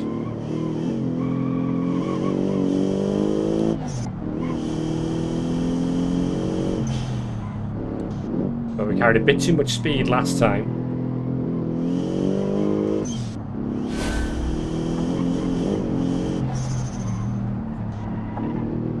This duck is going to take off.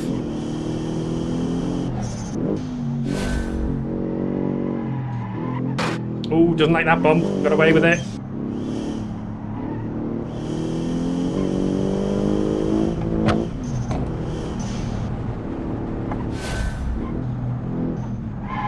Oh, it's a power slide. We've held it. Nice.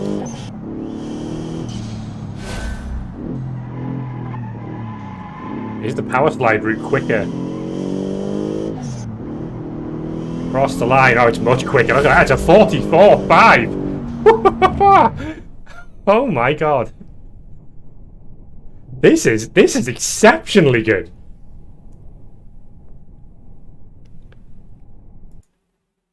Wow. Well, a 44.5. Previous was a 49.1. So you are just inside. If I find half a second, you lose out on the consistency bonus. Faith in the duck. 44.5. That's quicker. The quickest I managed to do in one of the default cars while I was learning the course was a 46 something. This car has gone quicker than one of the actual default sports cars built by the game.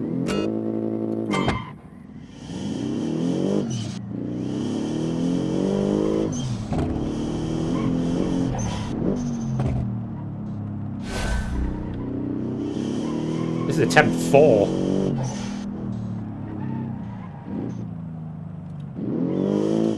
Car died there. I think the car actually stalled.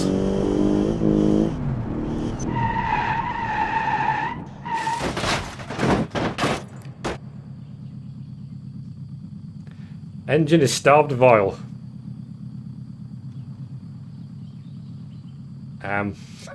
Appear to be upside down.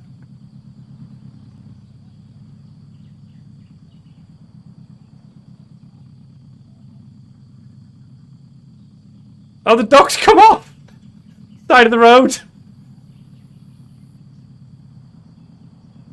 Is that the duck? Oh, it's a wing mirror. It's a wing mirror that's come off, so I don't know where the duck's gone. Roll cage held up. That's a reset. Where's the centre of this wheel? Very hard to say. This might go off the line and go immediately left. Nope, it was fine.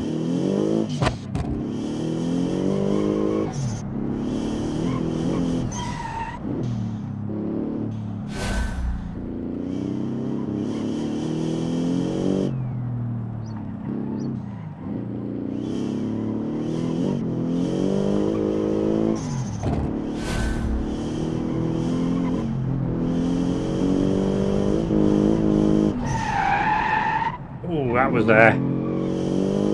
Full on lock up there, but we got away with it. Understeer. Using all of the road. I'm supposed to do, really, but... Oh, come on, come on, come on. Turbo lag's kicking in. We're away.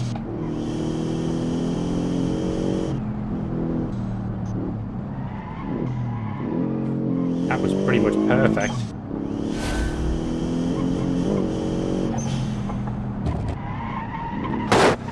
Slight scrape. Got away with it.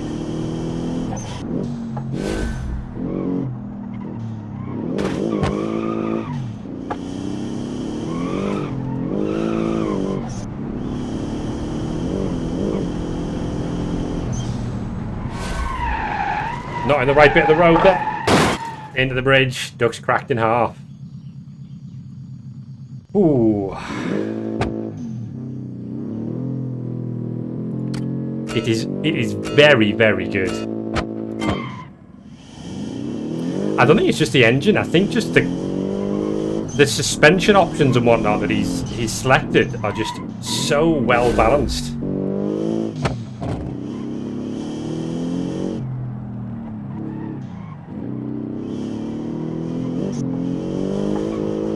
Like, it's the first car I've been able to just put my foot to the floor and it's happy with it.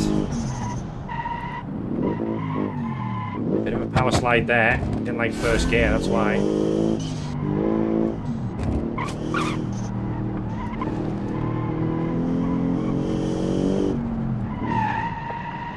Get in there. It's just doing everything I would want it to do. In fact, the only thing holding this back is my lack of talent, to be honest. Let me get a good driver in this car. See what I can really do.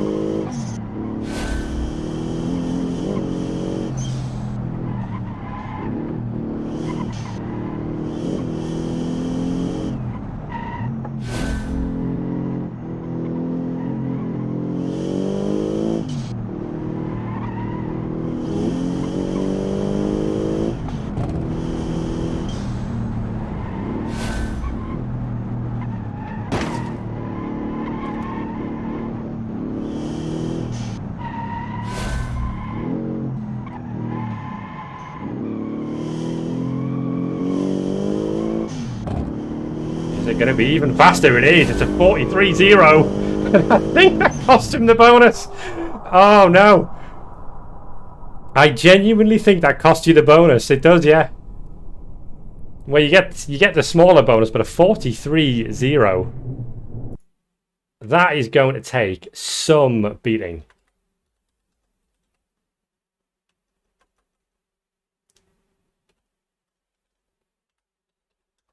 And I made a couple of minor mistakes on that run as well. So in theory, like, it could have gone even faster. Remember, the 3 rounds, there's plenty of money still to be earned. With 4 cars gone, and there you go. That 43.0 is a very impressive time. I need to pay out. If you said yes, well done. And I think we suddenly have a problem. That I'm not convinced that if I put the next prediction as will it beat the duck, I think nobody's going to say yes.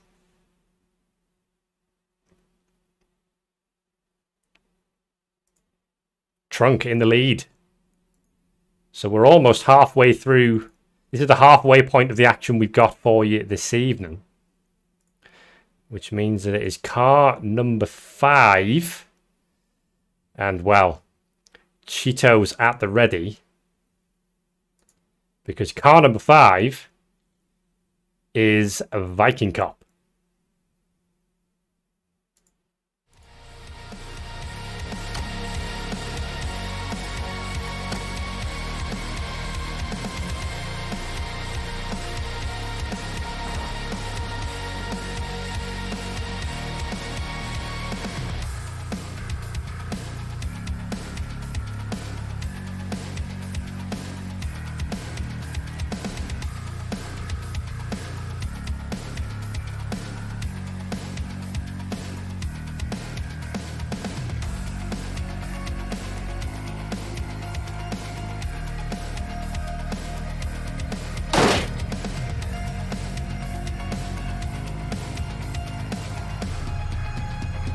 Here it is, the Cheeteries Motor and Worker. I think that's how you pronounce that in German. Probably mangled that. The CMW XC7. Panther engine in this. It's a race rear-wheel drive setup, and Vikingkop has used the full $500,000 on this. There was a bonk in the background. I think the car's okay. But there's only one way to find out. 1.1 it scored for comfort. It was the worst car for comfort of all of the cars. One car was a late submission, so it didn't get included in the judge's choice. So this was the worst car for comfort out of all of those that were submitted. CMW XC7. He's made a logo for it as well. It's the Cheetos Mobile. And here it is. On the line. No NOS in this one. Is it going to be fast? That's the onboard view. It's got the Panther engine. So I think this is the first Panther we've seen. We've had Gorilla, Sloth, Whale, Bulldog. This is the first Panther.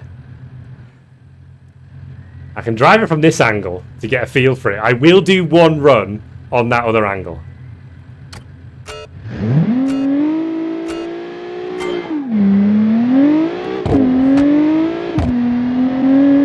It's also quick.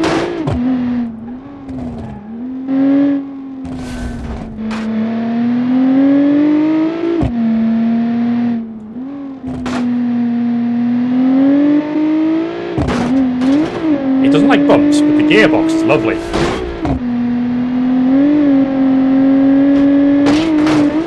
It does not like bumps.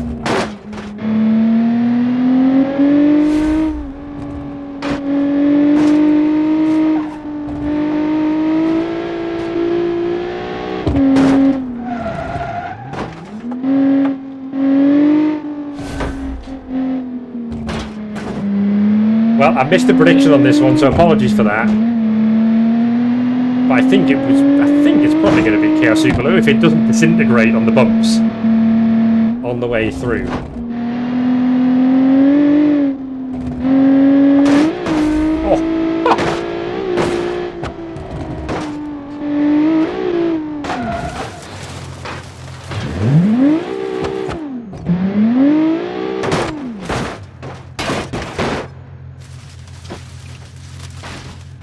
Okay. I'm going to call that a dead run.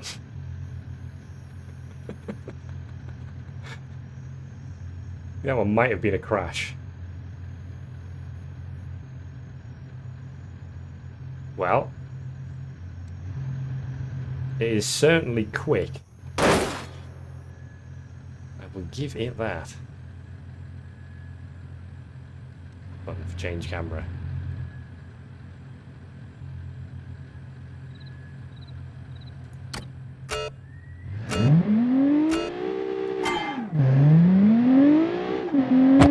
Here it is in all its glory. The XC7.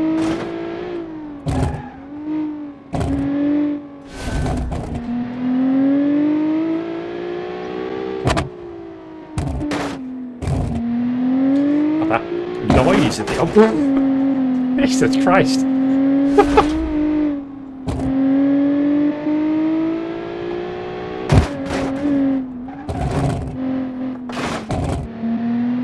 That horrible, like, hockling noise from the engine. It's glorious. It's like an off-throttle hockle it's got going on. Like it's clearing its throat.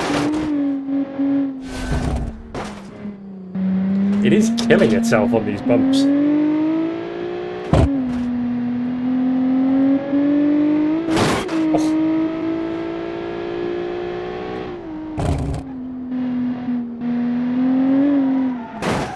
And indeed in the wall over the crest of that hill.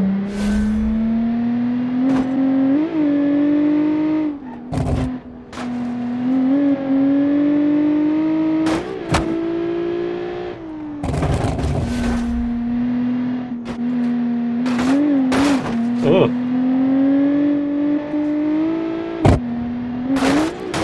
Jesus. Vikingkop, mate, it doesn't like bumps. It's got power, it does not like anything other than a completely flat surface. It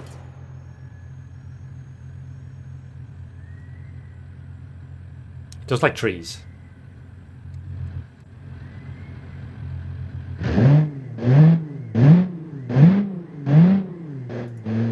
This is attempt number 3.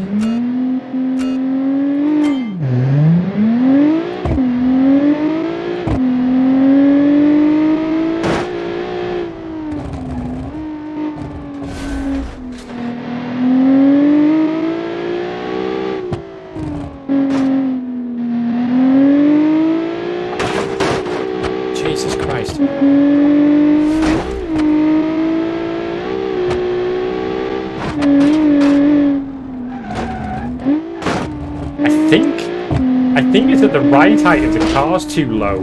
It's gone for the raised setup and it's just bouncing off the floor.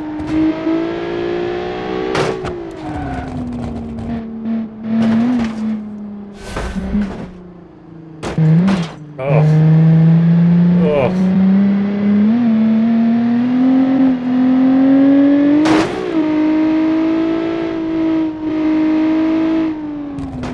Doesn't like this hill. There's a bit more like it.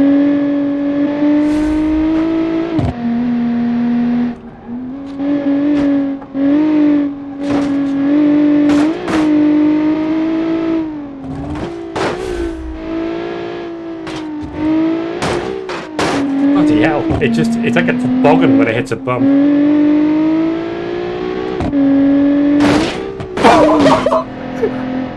Oh my god!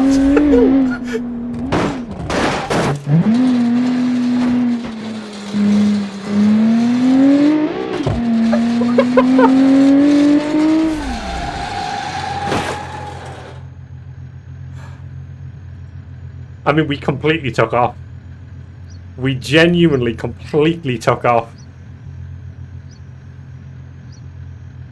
That's broken. I mean, it's genuinely broken.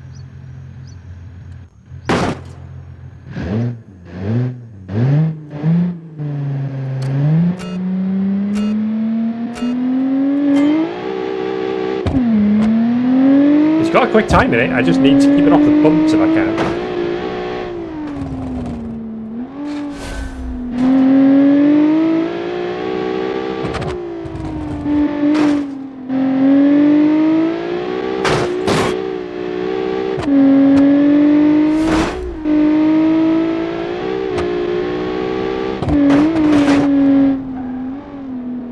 Where Kaosubaloo possibly had too much ground clearance, this isn't enough.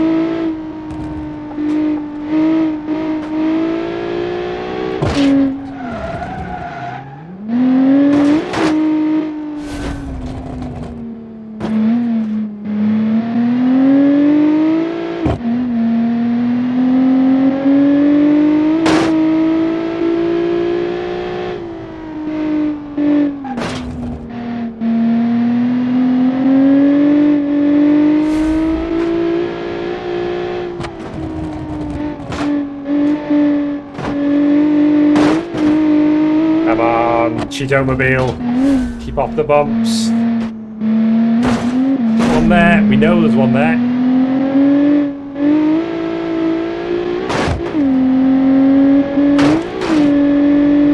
We didn't quite take off that time. Oh, we did that time.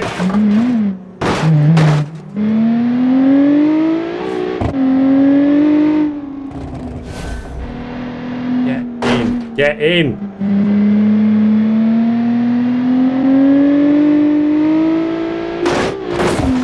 46.9. 46.9. So that is quicker than Trunk's car went the first time.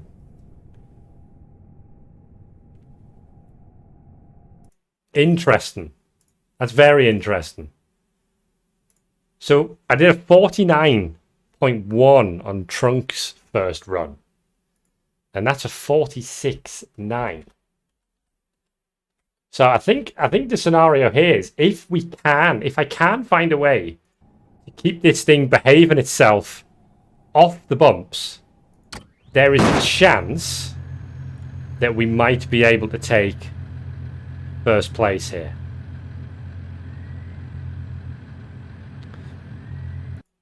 I'll tell you what.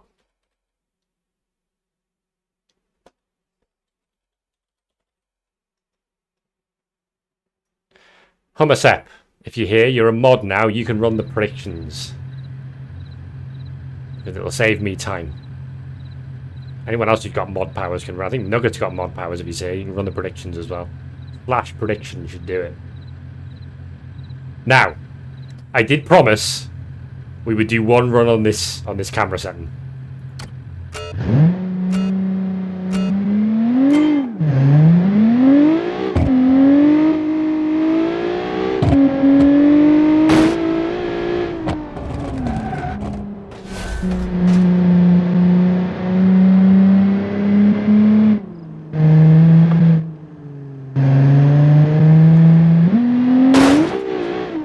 I don't know where the road is. Oh, we took off! I think I hit too much of the grass verge there. Hey, I'm getting further than you all expected I would.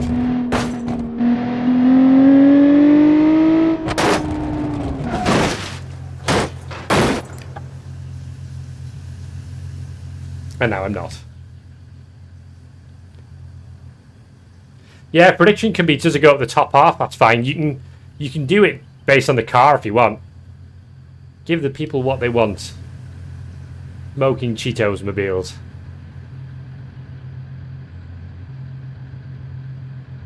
How badly did we damage that? Oh, pretty badly. Look at that. Yeah, that's pretty wrecked. Yeesh.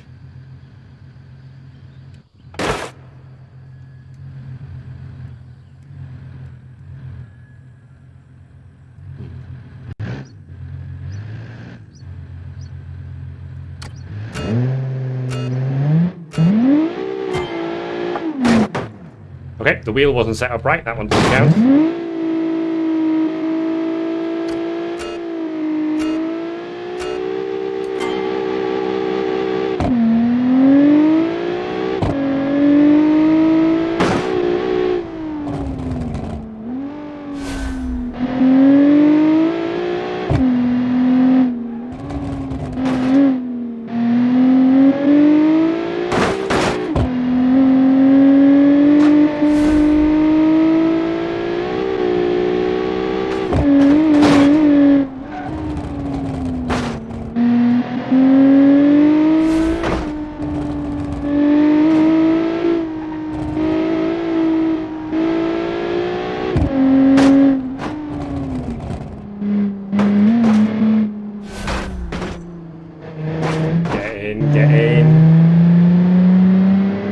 Game with a poor choice out of there.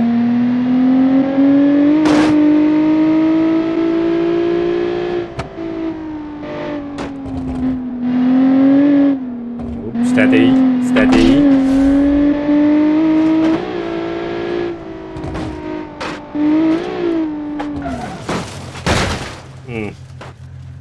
First tree wasn't solid. Second tree was solid. Don't got this. Mads, hello. If you're wondering what we're doing, this is everybody who's watching, and some who aren't, have built me these cars. And this is basically like a hill climb to see who wins. It's been a lot of fun. Nugget has been the slowest by like a full minute, I think, so far. Right.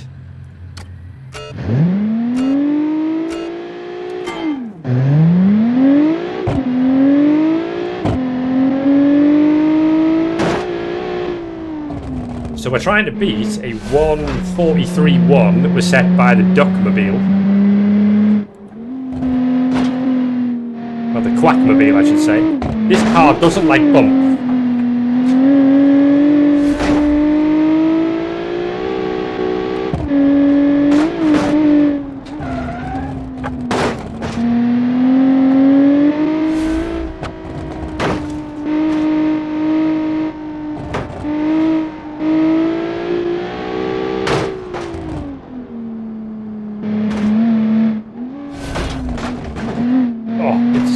So horrible over the bumps. Put this thing on a racetrack, I think it would be the fastest car so far. But this ain't a racetrack.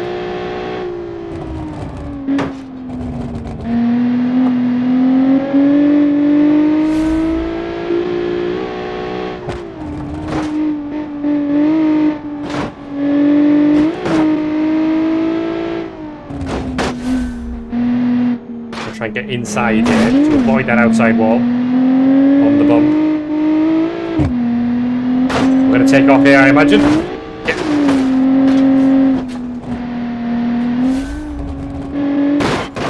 Oh, come on. Get in!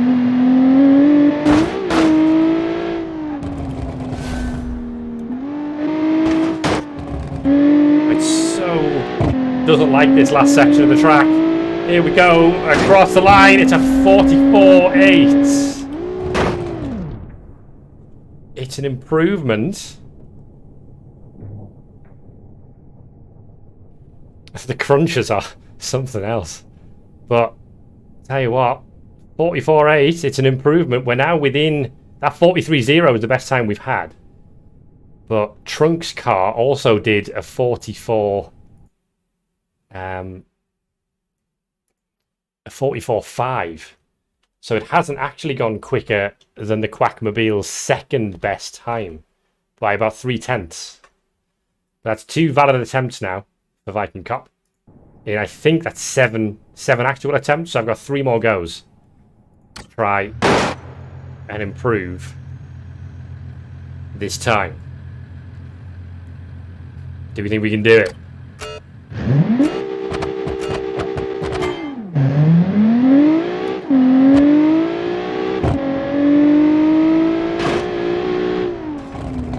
I'm going to be going all out for this faster time, Vikingkop. Everything on the table here.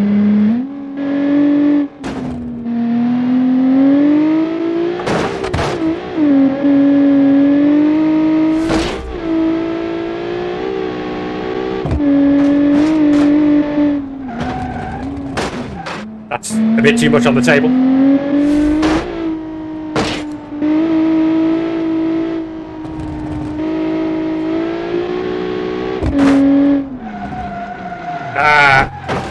Nope, that's a treat. Well, that won't do it.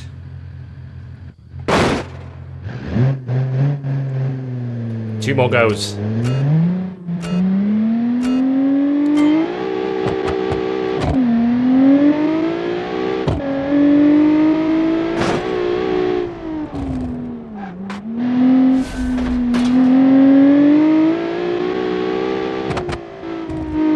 Similar to Trunk's car, it's stable enough on the power, it's just the bumps that are the real challenge.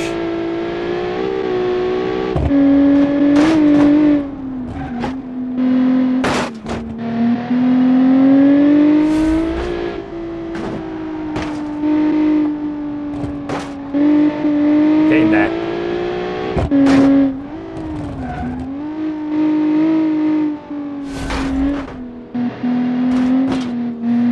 Felt better through there. Oh.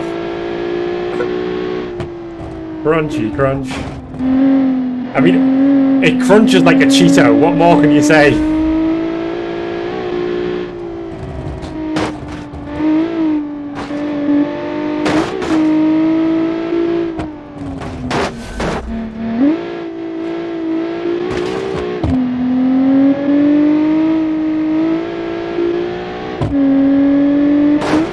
Oh, we're in the sky! Come on, survive!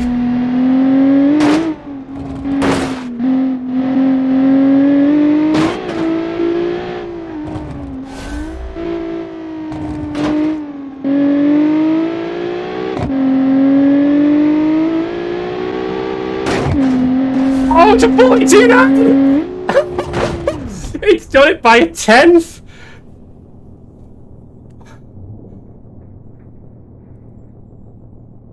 What?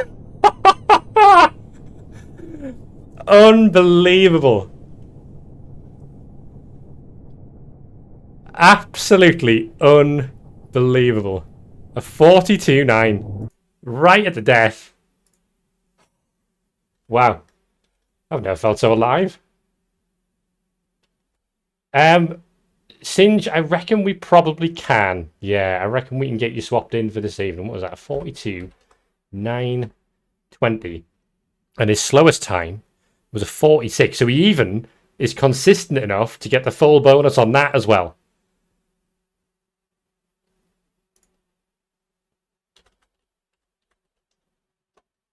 Well.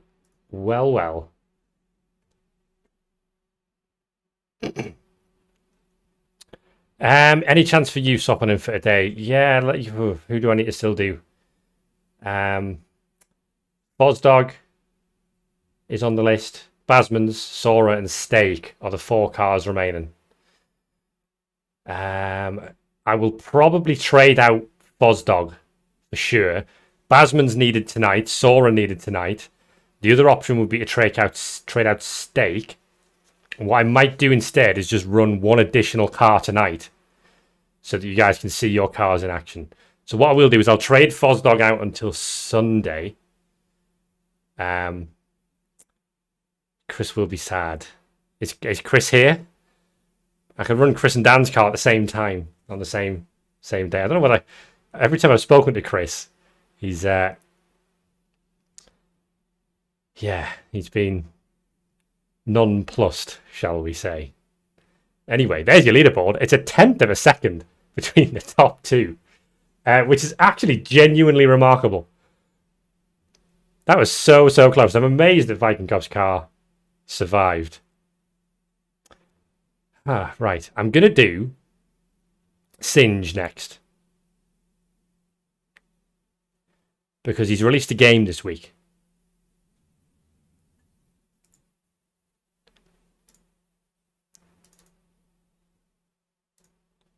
And also I said so.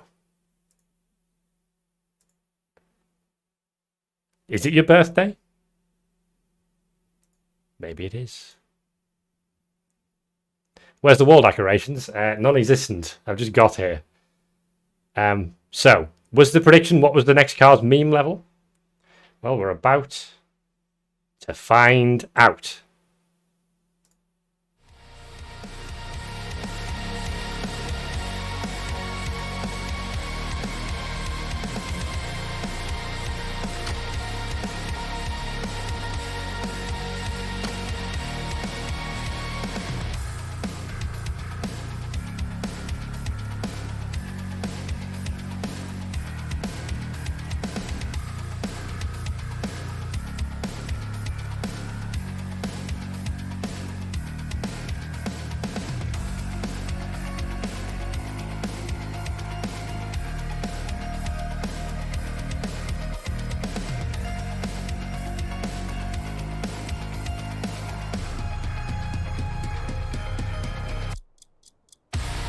Here it is, Le Pimp Classique takes to the Hillclimb. The rocket jump pimp. It's got the Zebra engine. First time we've seen the Zebra engine. And that plate was genuinely one of the defaults that was available. 330k, we've got an off-road four-wheel drive setup. And it's finished third in both comfort and practicality. Excellent selling points for all of your local pimps, I imagine. So, there you go. Shall we see it in action? Here it is. Predictions are live, thanks to Hummersep. Here is Le Pimp Classique. And the onboard camera's fine. There's the view from outside on this very unsteady camera. I mean, I've seen handheld cameras before. I mean, it's a classy looking thing. In a sense. Double intake on the front as well, but not quite as dramatic as some of the others. Also, lots of NOS in this thing.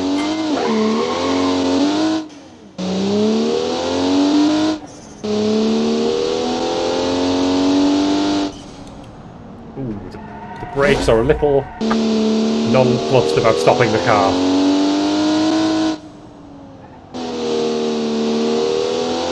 It also needs a lot of turning, but it doesn't fly over the bumps. It's got that going for it.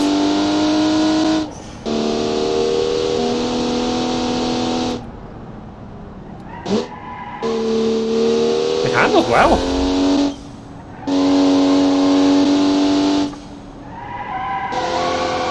Ooh, it still handles well. Do the slow stuff. It sort of does the slow stuff. It's not so happy in these sharp corners.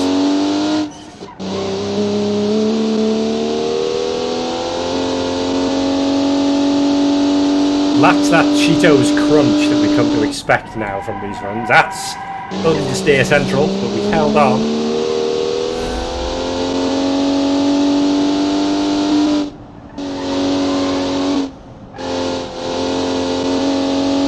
So if Zsinj can get a relatively quick time, the cheaper price might pay dividends for him here. Obviously Vikingkop was full budget, and trunk was near enough full budget.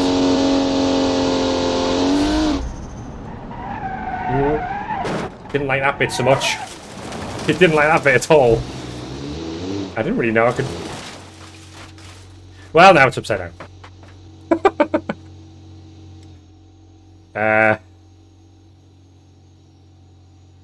Oh well. The first attempt did not produce a valid result.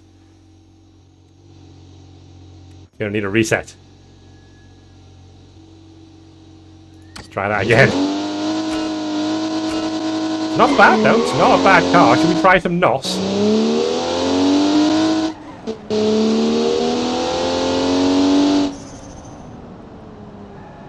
Shift down, you maniac.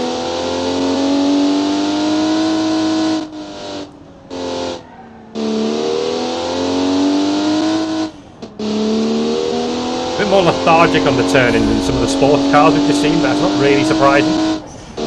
The engine gives it enough grunt, like it's not as obviously rapid as the Panther that we've just seen on the Bulldog. But it's got enough to mean that on this sort of short, tight course, it might be okay.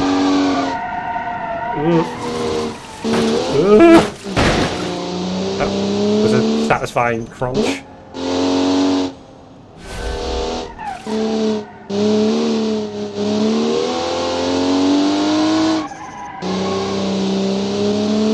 What it is doing is riding the bumps really well compared to the Cheetos Mobile, the CMW.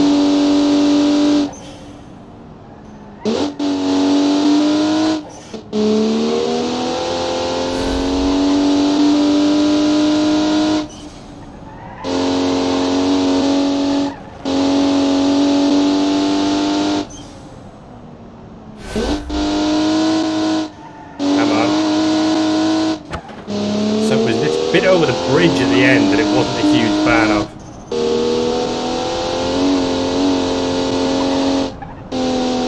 That bit is fine with.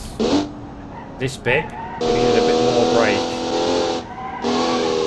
Steady. Living on the edge. Well, you can't accuse me of not pushing. It's challenging Kaosubaloo. It's a 55-1. I think that's slightly quicker. Oh, look how much.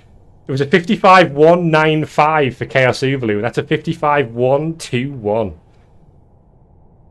That is like half a tenth between those two cars.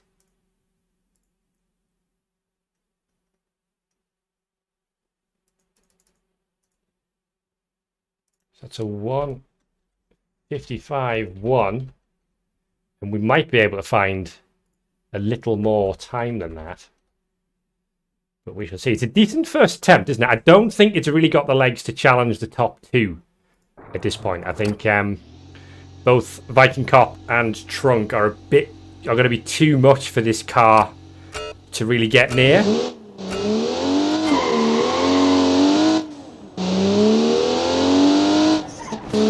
But it's a good little runner. It just needs to learn to downshift when I want it to.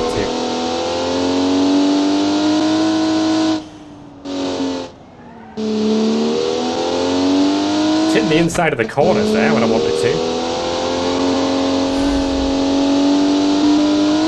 I can ride the inside of that, no bother. It just doesn't downshift.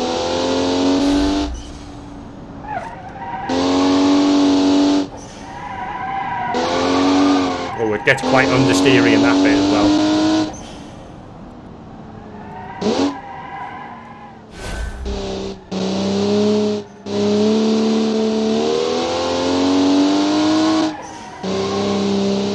Lots of tyre squeal.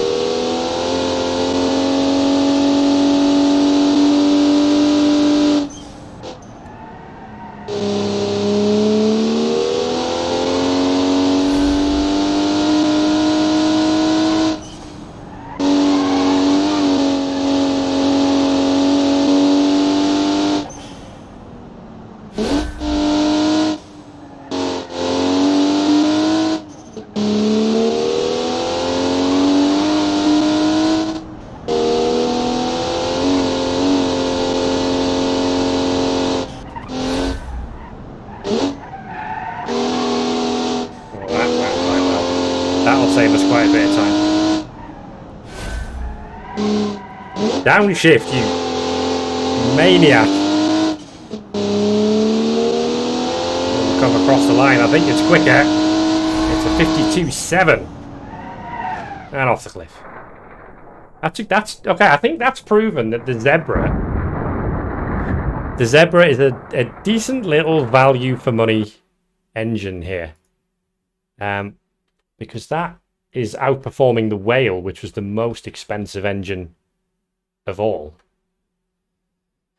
And that was within 5 seconds of the other time. So Zsinj, I think Zsinj has a very good chance of me doing another time that's in that sort of window. I think this was 300 and... What did this cost? This was 330. And the Zebra engine is only like 120k or something. So you're in a decent spot here, I think.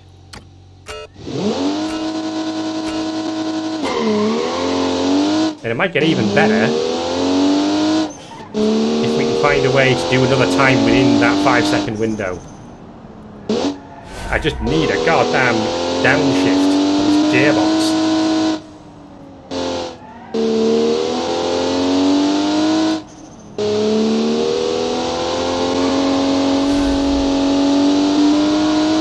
It's actually more like Trunk's car in that I can just kind of point it where I want it to be, and it will sort of do it. Just in a sort of lethargic way.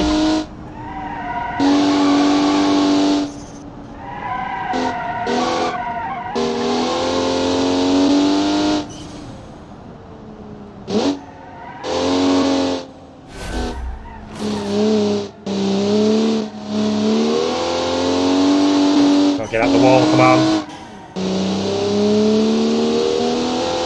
Full beams up the hill.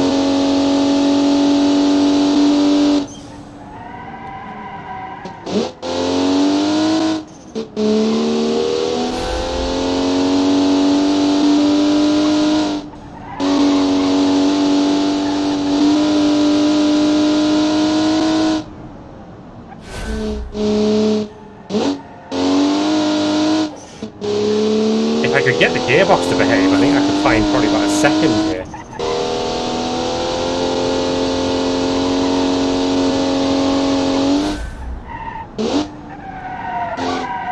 Oh, get out of that wall. Power slide. Held it.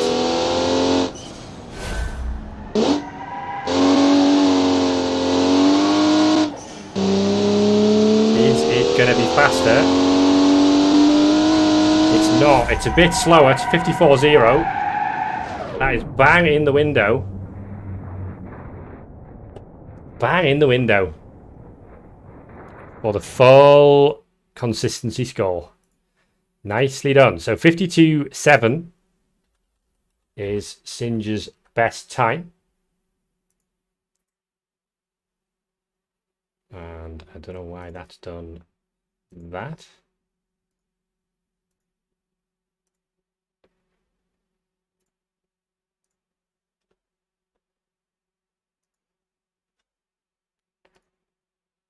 Because I've done things out of order on my sheet, so I wasn't happy with it. But anyway, that means that the leaderboard looks a little like this. So Vikingkop at the top, a tenth, a single tenth clear from Trunk. But the question is, that tenth is worth like 150k. But obviously Trunk saves a bit from only spending 460k. Plus Trunk gets a bunch of awards for the marketability and the and winning the popular vote award. Right, next. I'm going to do 3 more cars. We're going to do 3 more. And next up is Basman's. So let me just get Basman's intro set up. Not a problem, Zsinj. Getting that done for you. I'm sure Fosdog will forgive me.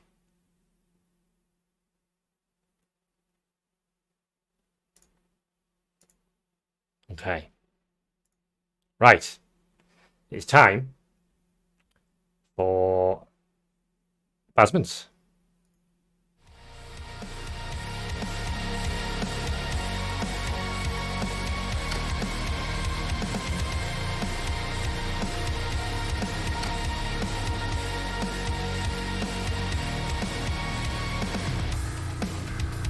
This is the Voom Voom nostalgia. And I mean, it's let's be honest, it's basically a Ferrari. And yeah, the Outrun theme, second on marketability, so a bit of bonus cash there, the full 490 spend. Panther engine, so it's the second Panther, which puts it in direct competition with Vikingkop.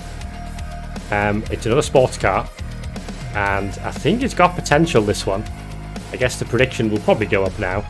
Do we think this one will be able to bag the fastest time?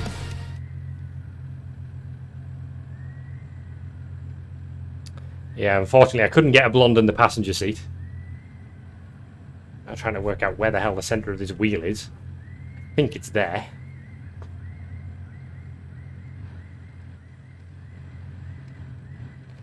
So our onboard cameras are fine. We've got a little bit of knot in this.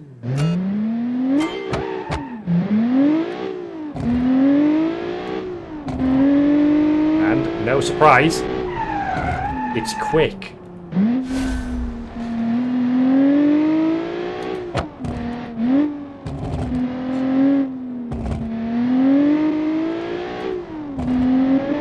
Activate that knot for a bit more power, and that is quite a lot of power actually.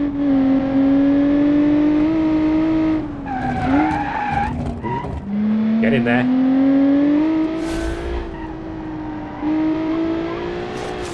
Yeah, this is pretty good.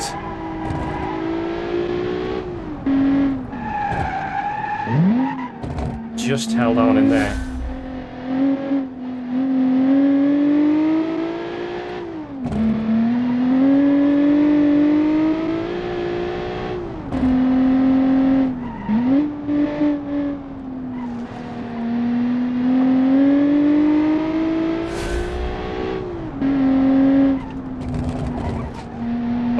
Beans into there, but it sticks.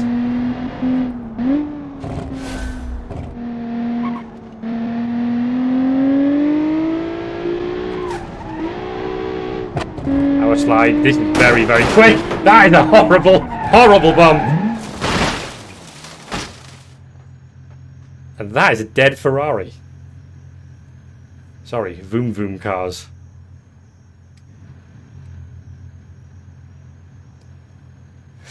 I tell you what, it has got bags of potential, this thing.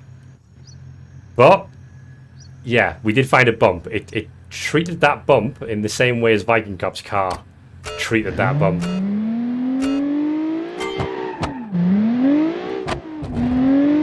So can it beat the 42.9? Also struggling on downshifts into turn one, but man, it immediately just goes exactly where we want.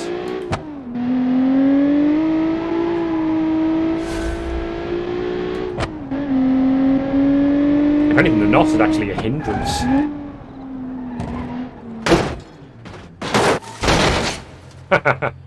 Well, that's no good. Hit that. That was the first time I hit that rock. Must be said. That won't do at all. If you own a Ferrari, yeah, don't give it to me. And Dan can confirm. I've given Dan a lift. I've given Fozdog a lift as well. He'll be able to confirm. I'm a perfectly good driver. But I tend to drive smaller cars than this.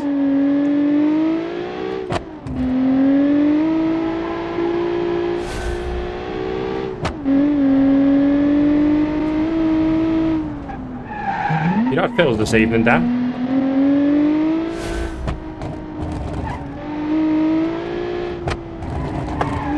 Come on, come on.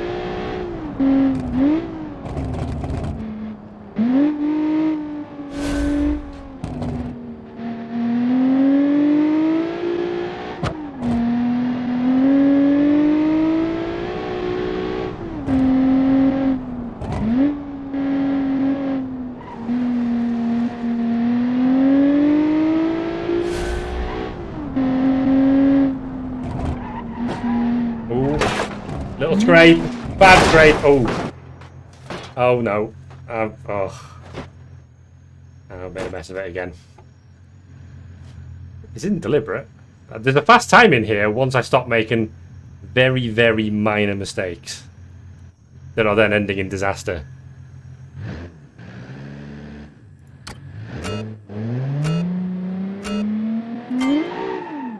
Three out of 3 crashes at this point. There is a fast time in here.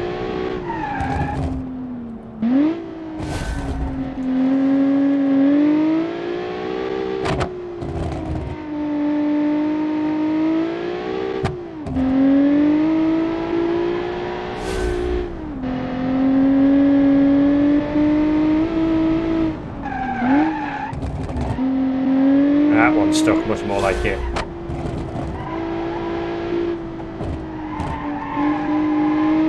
Back end sticking out a little bit.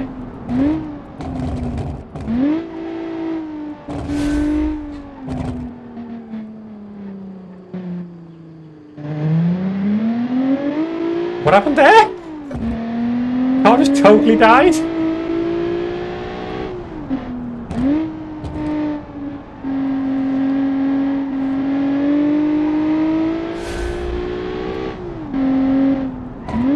Plowing out because we don't have a time yet, but there was full beans and there was no response from the car. Right, beware the bump around here.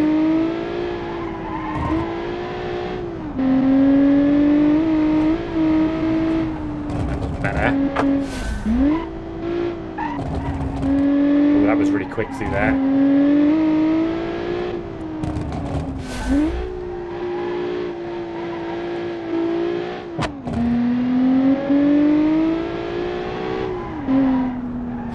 Hey, it's a 40.7. Immediately quickest. By a good 2 seconds as well. Turns out, if you build a Ferrari, it just goes really quick. Who would have possibly thunk it? A 140.7. See, you had nothing to worry about, Basmans. Nothing. So quickest time, 490k spent, 10k less than Vikingkop. Now, we'll have a go, see if we can make that even better. Yeah, the wheel wasn't centered again. The lack of force feedback is really making it quite challenging at times.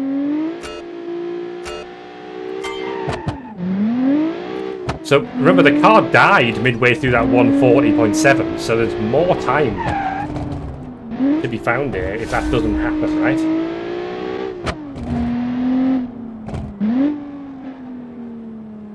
Car's dead again.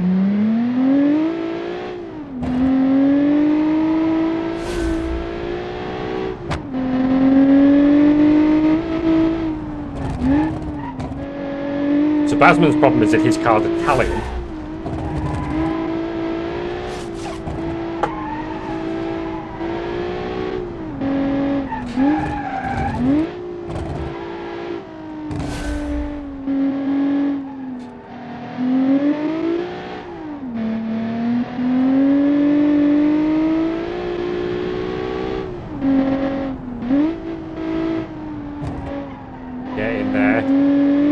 Very nice, this thing.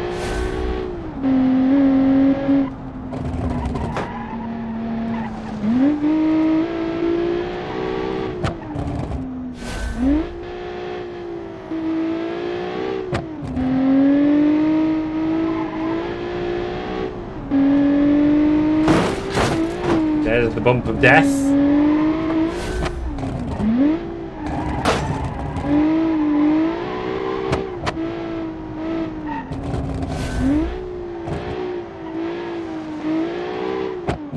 This might be quicker still.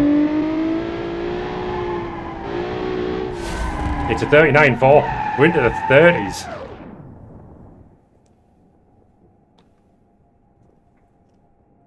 It is quicker still. Taking another 1.4 seconds off that. Whew.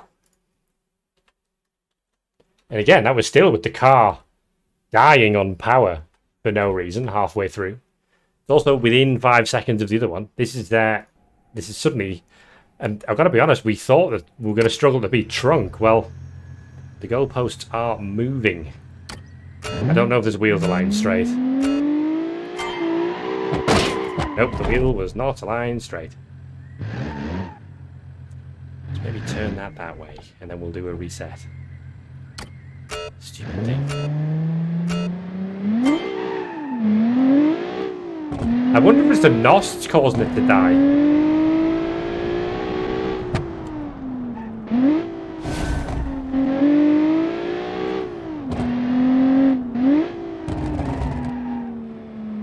It's the ESC, yeah.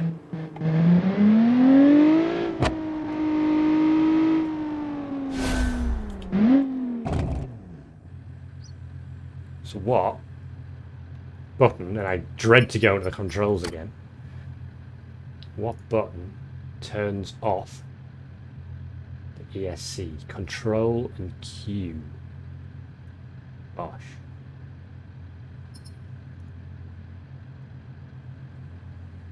Yellow. Drive mode sport. Drive mode ESC and TC off. Maybe this will make all the difference when I go immediately spinning out.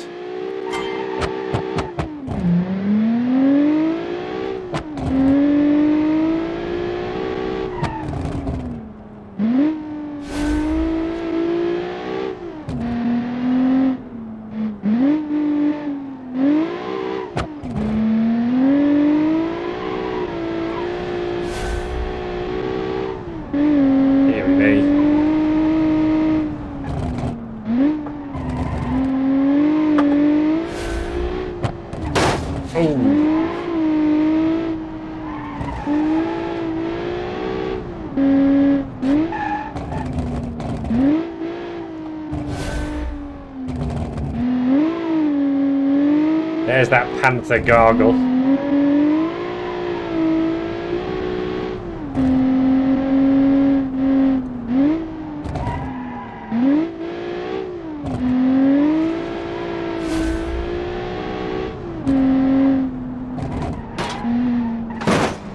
We've done that again.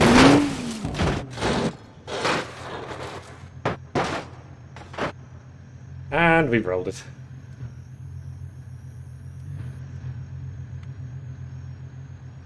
Oh, the roll cage kind of failed as well.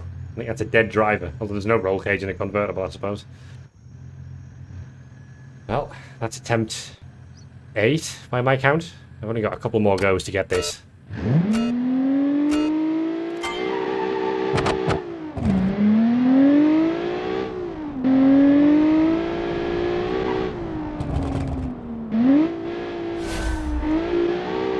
You get a car expert like Dan here, he immediately knows what's wrong with the car. It's still really drivable. There's a little bit of back end kicking out, but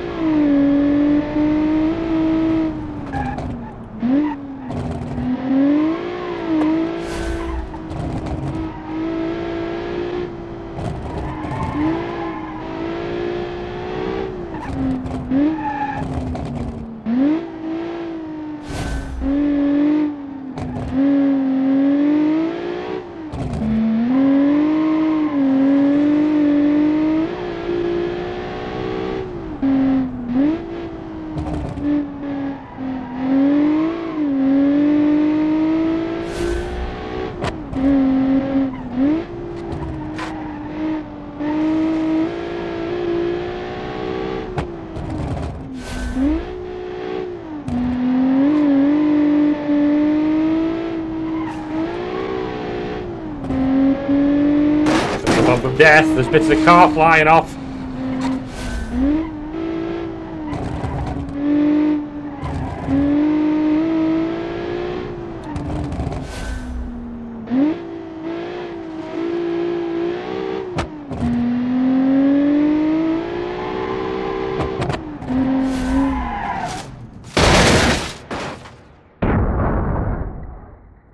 Well, it is a quicker time. It's a 38.6. It did it. It went quicker. And it was all within, I mean, this is a tremendous tremendous score for Basmans, because not only is it the quickest time by actually 4 seconds now, but all of his times were within like 2 seconds of each other. I found a second each time. So that is extremely hard to beat, I reckon.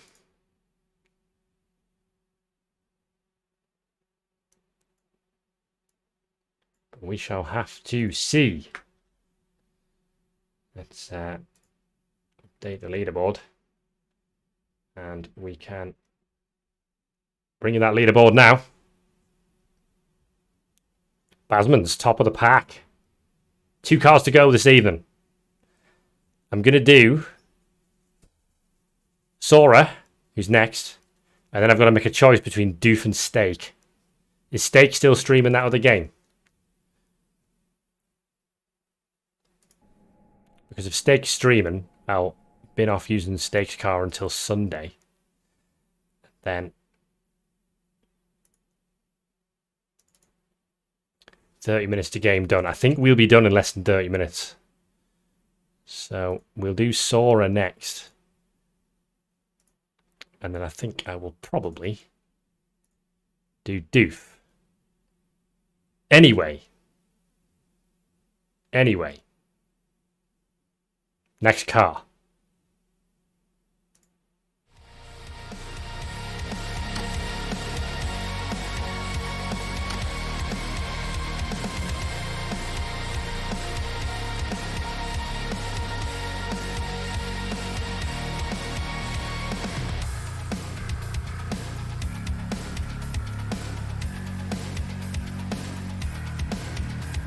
Well, it's as close as I could get to the whatever it's called from Cyberpunk. I couldn't remember the name of it. This is the Impractical Motors box trap. 2nd for comfort, 3rd for marketability. The judges loved that it's clearly the city car of the future.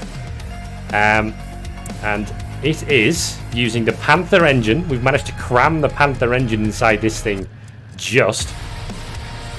And it's got NOS in there as well. So with the Panther engine in this, it remains to be seen how this thing will handle. It could be very good. It could be not very good.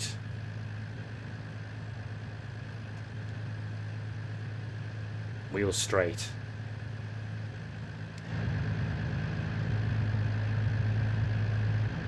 There's a prediction live.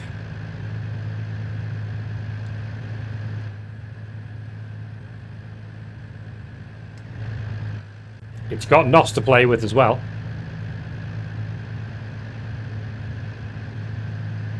Let's give this a go.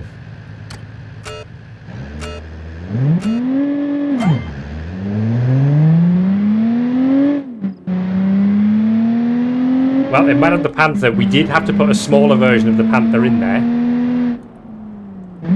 But it's still got that V6 howl.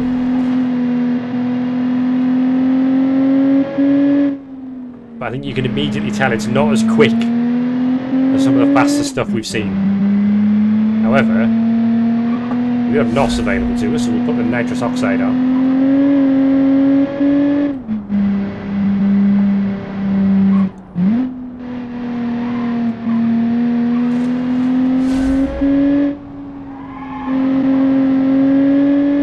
It's not bad. I think it's in the Zsinj and Kaosubaloo territory, rather than those at the top. It's not quite as... I mean, it's fairly well behaved in the corners.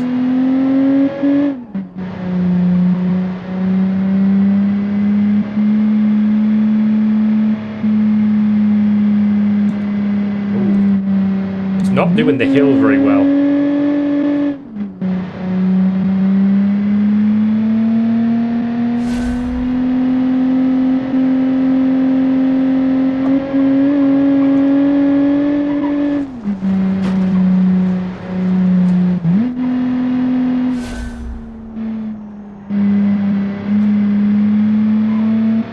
Needing the brake pedal all that much, but that could work in its favour. Whoa, whoa, whoa, whoa. And it's dead. Oh, it's very dead.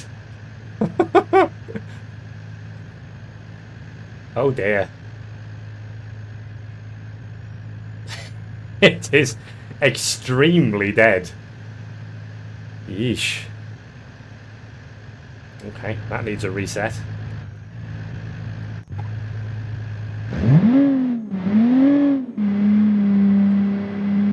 It is a tradition to crash the first attempt.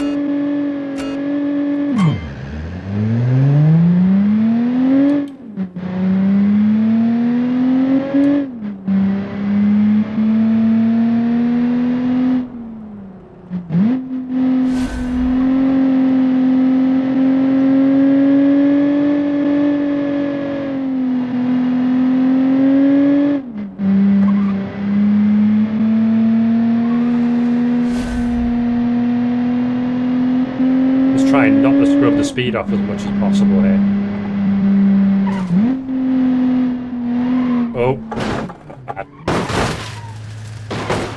Okay, yeah, that one's dead. Oh dear. I've rolled more cars than I expected to roll, I have to say. That's definitely a problem in this chair, not with the car.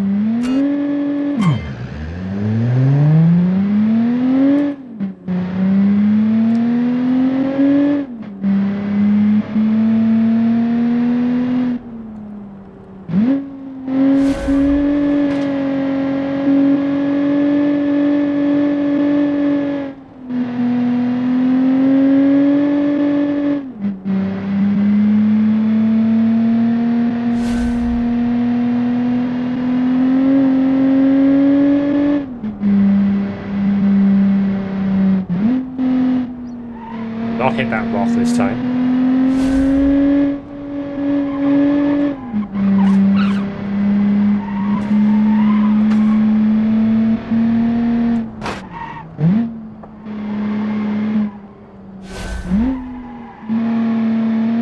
I appreciate this is late to ask this, but I assume the sound quality's been okay. I'm still not sure with this new setup.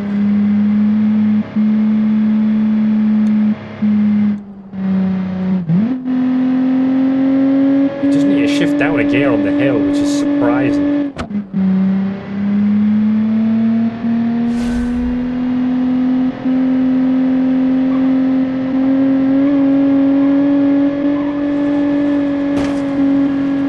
Larry. I think we can just throw that in there and not ask any questions.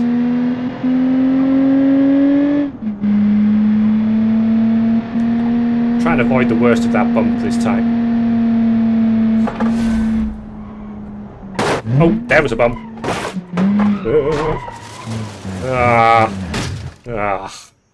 God damn it. We're gonna have to go again.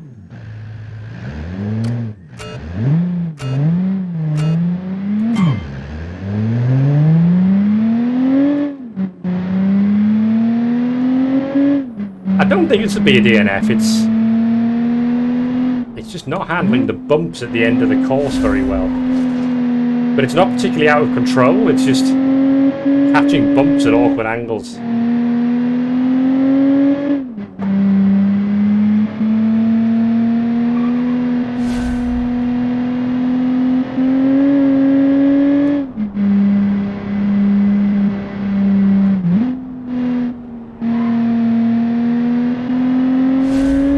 I think this point was made before. I've been genuinely impressed with like the diversity of the cars that you guys have come up with.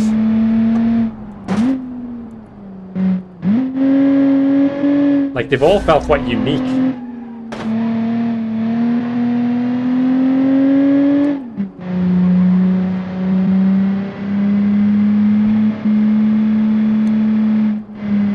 Shift down, shift down. Gearboxes are the problem.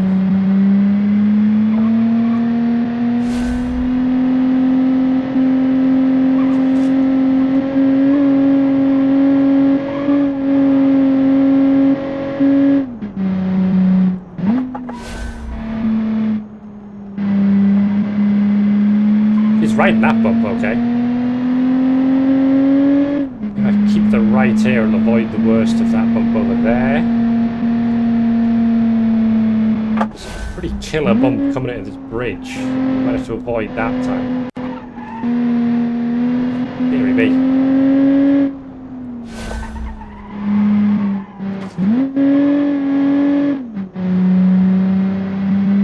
I'm going to get across the line. It's slower than Kaosubaloo. It's 2 minutes and 2. But we are over the line. 2:02.22.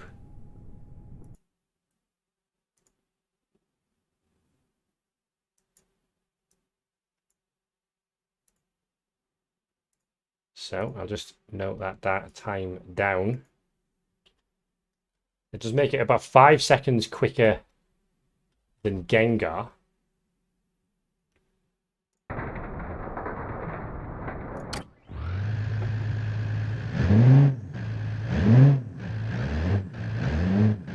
Hello, JLS. Yes, these are all viewer-submitted cars that we're running up the hill. Some of them have been better than others.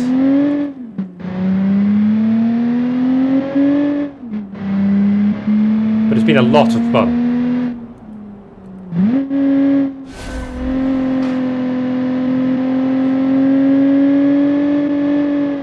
Can we get this thing under 2 minutes somehow?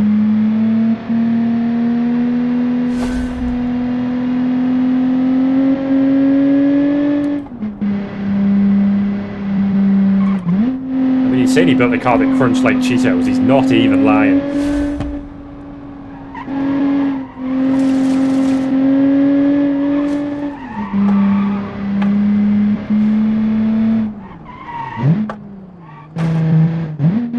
It is front-wheel drive, this one. Which I think is a first for the evening, actually. Surprised that the back end's kicking out quite in the way that it is. Second gear for the hill.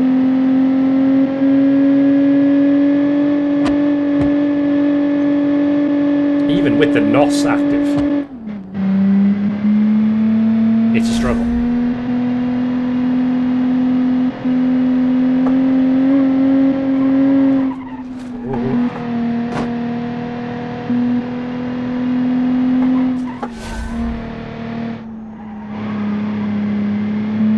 Keep that speed up. Now I've got to pick my way around the bumps on this section. Fear of immediate death. That was pretty quick.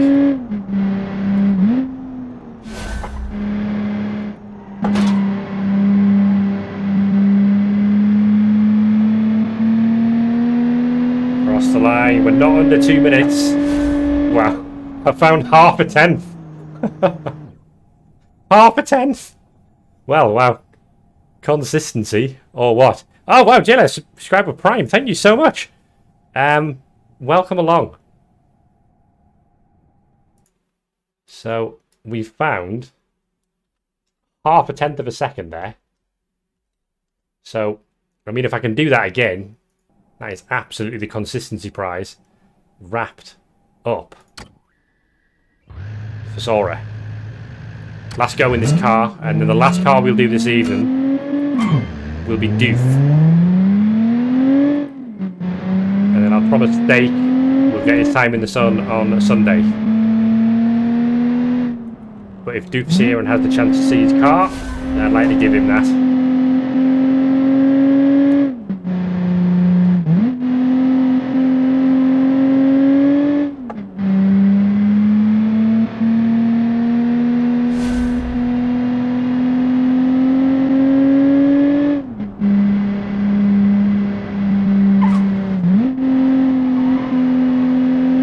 I do this entire first section without the brake pedal.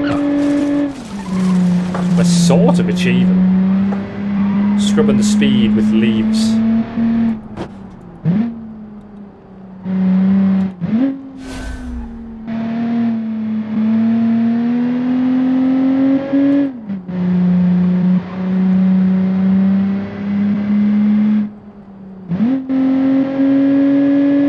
Second gear on the hill. Rev the beans off it.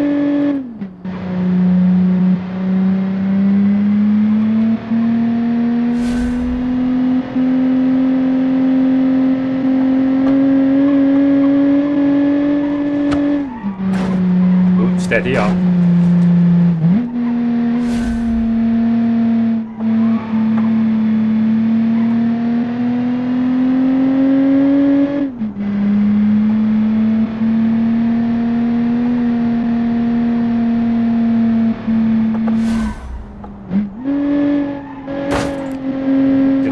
That hit the inside, just got away with it.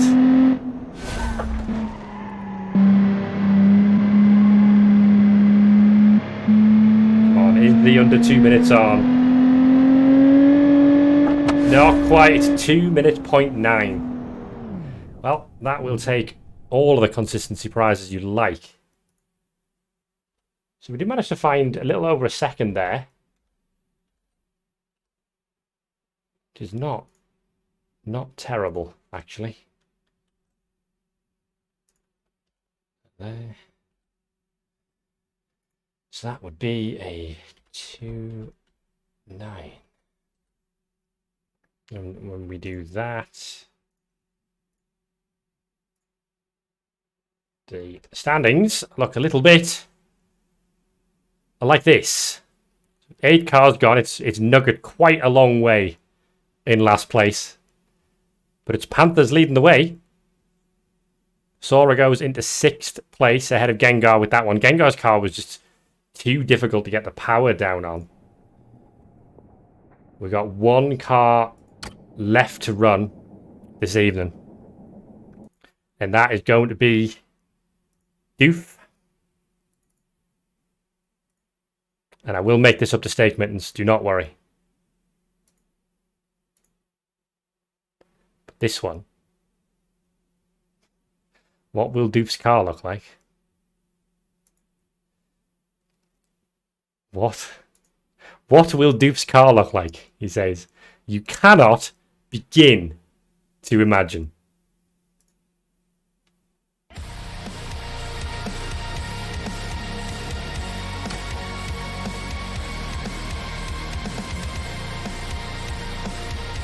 It's the anarcho-communist fruits of our labour. It's commie time. It's got the hammer and sickle on the roof. And it's very practical, apparently, as well. 2nd in the practicality stakes. But Bulldog engine, balanced front-wheel drive car, 360k. Not very comfortable, as you might expect from a cheap communist Russian Soviet-style hatchback. But the question is, will it be quick?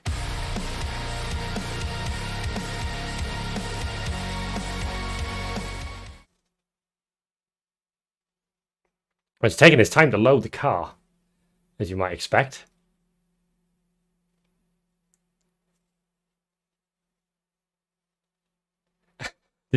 So one of the judges it comes from automation. So that game awards scores for practicality and whatnot. So I've literally just taken those scores and run with them. And hopefully, here it is.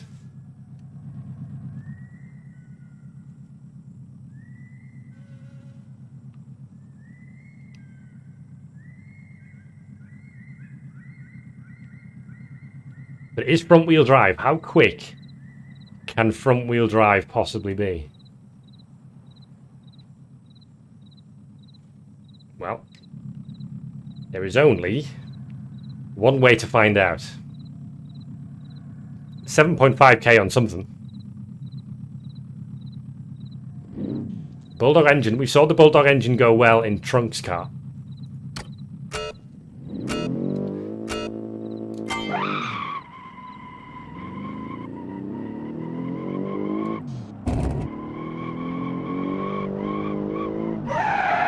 Oh, okay, we didn't like that.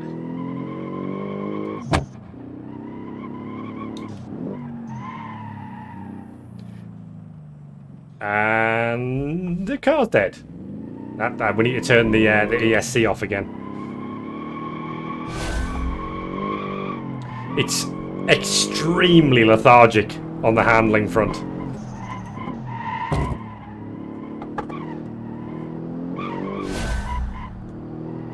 The steering is both light and unresponsive, which is not a good combination.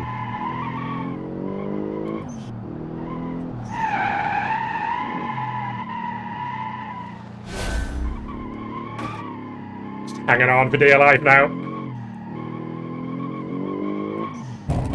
Come on. It's permanent tyre squeal, like, has not stopped.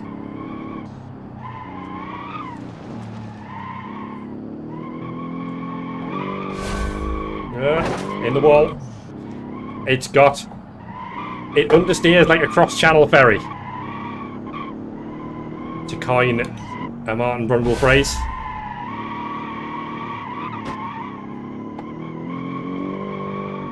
It's still going. We're going to test it on the bump now, the bump of death. Handles it like any good Soviet would.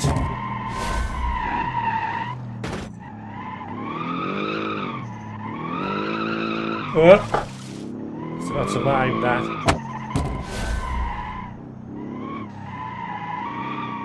Come on! So much lock on. Is it going to puncture? Well, it's not got a wheel now. 2 minutes, 0.9. How close is that? How close is that? It is 5 thousandths of a second slower than Sora's. 5 thousandths of a second.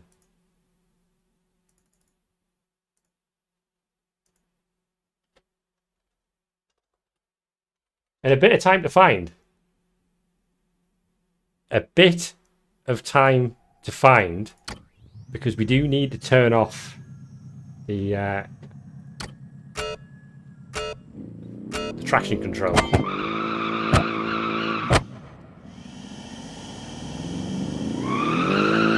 Oh, it's got a lot of wheel spin problems when I do that. It's all wheel spin from a front wheel drive. Oh my god. Jesus. I mean, it's now straight undrivable.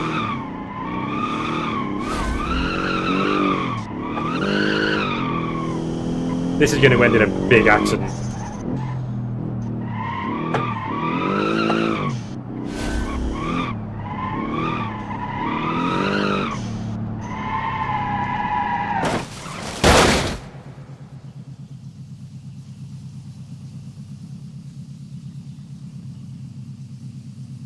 Yes.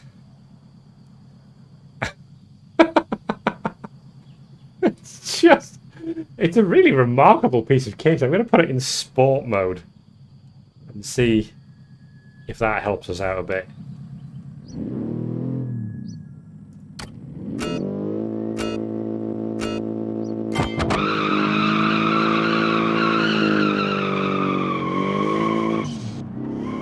Bit better. We do have some knot in this thing as well. Like any good Soviet would.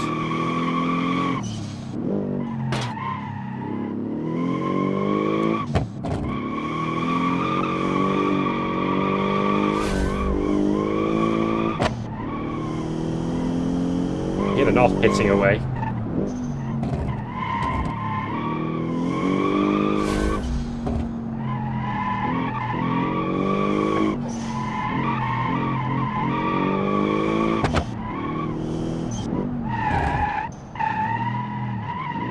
Not neutral, we don't want neutral. Come on.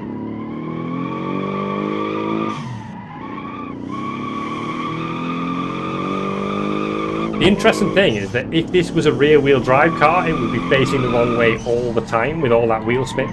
Because front-wheel drive, it like weirdly gets away with it. It just translates it all into understeer. Oh.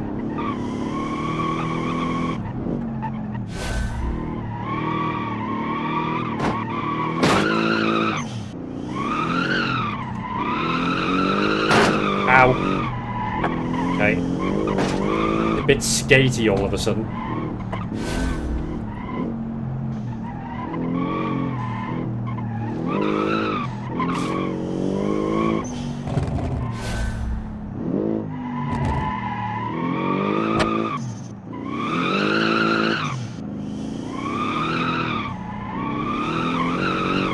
Oh, it's a 53.7. It is a 53.7. Wow.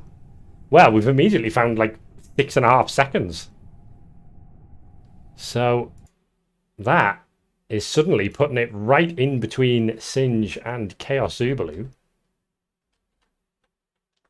There's a turn up. Right. Well, we've got one more timed attempt. See if we can beat Zsinj.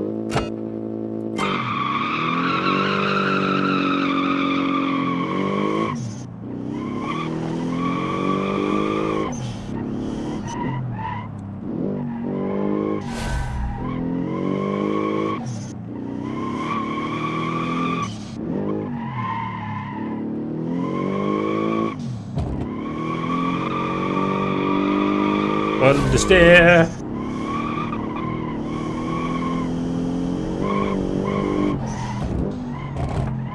Get in there.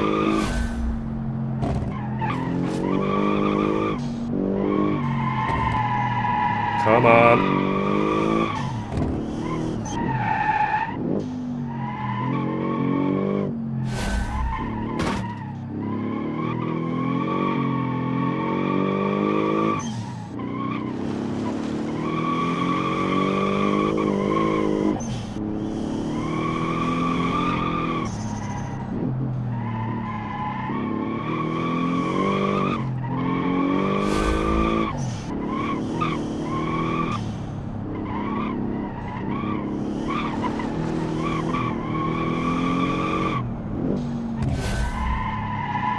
Get in.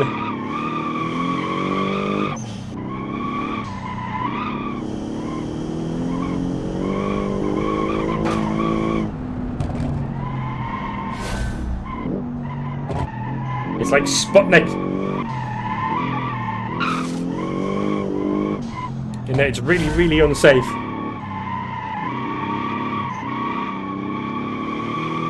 Come on, car. It's a 51.8. It's beaten Zsinj. Oh, that was good. I think I drove that one pretty well as well. It did it. A 1:51, which meant it was just inside the 10-second window.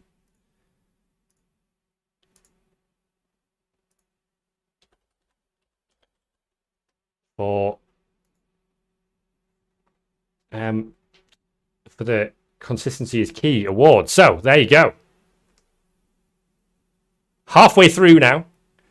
On Sunday, we've got another 8 cars still to run. And it's Basman's out in front by about 4.3 seconds from Vikingkop and Trunk, who were previously 1 and 2. Split by 1/10 of a second, those 2 cars, which is honestly remarkable. Dooof goes up in a 4th place. So, a good result. I think you'll take that, will Dooof. Zsinj in 5th in the Rocket Jump Le Pimp Classic. Kaosubaloo's car was just, it was quick with the whale engine, but it was just so difficult to control. It only made it to the line twice. Sora was the opposite, consistent, but a little bit on the slow side. Gengar was very, very, very undrivable. And Nugget was like deliberately slow to the point where the car was doing 6 miles per hour up the hill. There we go. That's it for this evening. I can take the gloves off. That was a lot of fun once we got it working. I hope you all enjoyed that. Based on chat, I'm assuming that you guys have been entertained by the first half of the show. Apologies to Fozdog and Steak, who I've rescheduled to Sunday, just so we could get Zsinj and Dooof in while they were here to see their own cars. And yeah, we'll be back on Sunday at midday UTC. So midday UTC, right back here. What I will do beforehand in the morning is I will make sure the goddamn controls are working. But until then, thank you, by the way, to everybody who subscribed. There was a lot of subscribers at the start when we had an initial chunk of hype. And I haven't got my Streamlabs set up, so I'm also going to see if anybody followed the channel. JLez followed and subscribed, so a special shout out to you. Nevea the God also followed. Thank you very much. Van on Base cheered 200 bits. Yeah, there we go. I'm going to wrap that up. We're a bit over schedule, but I think it was worth it. Okay, so Basman's to beat. Got 8 cars left to do it. Can anyone stop the Voom Voom nostalgia? We will find out on Sunday. Cheers, everybody. Steak, you'll be up on Sunday. We'll catch you then.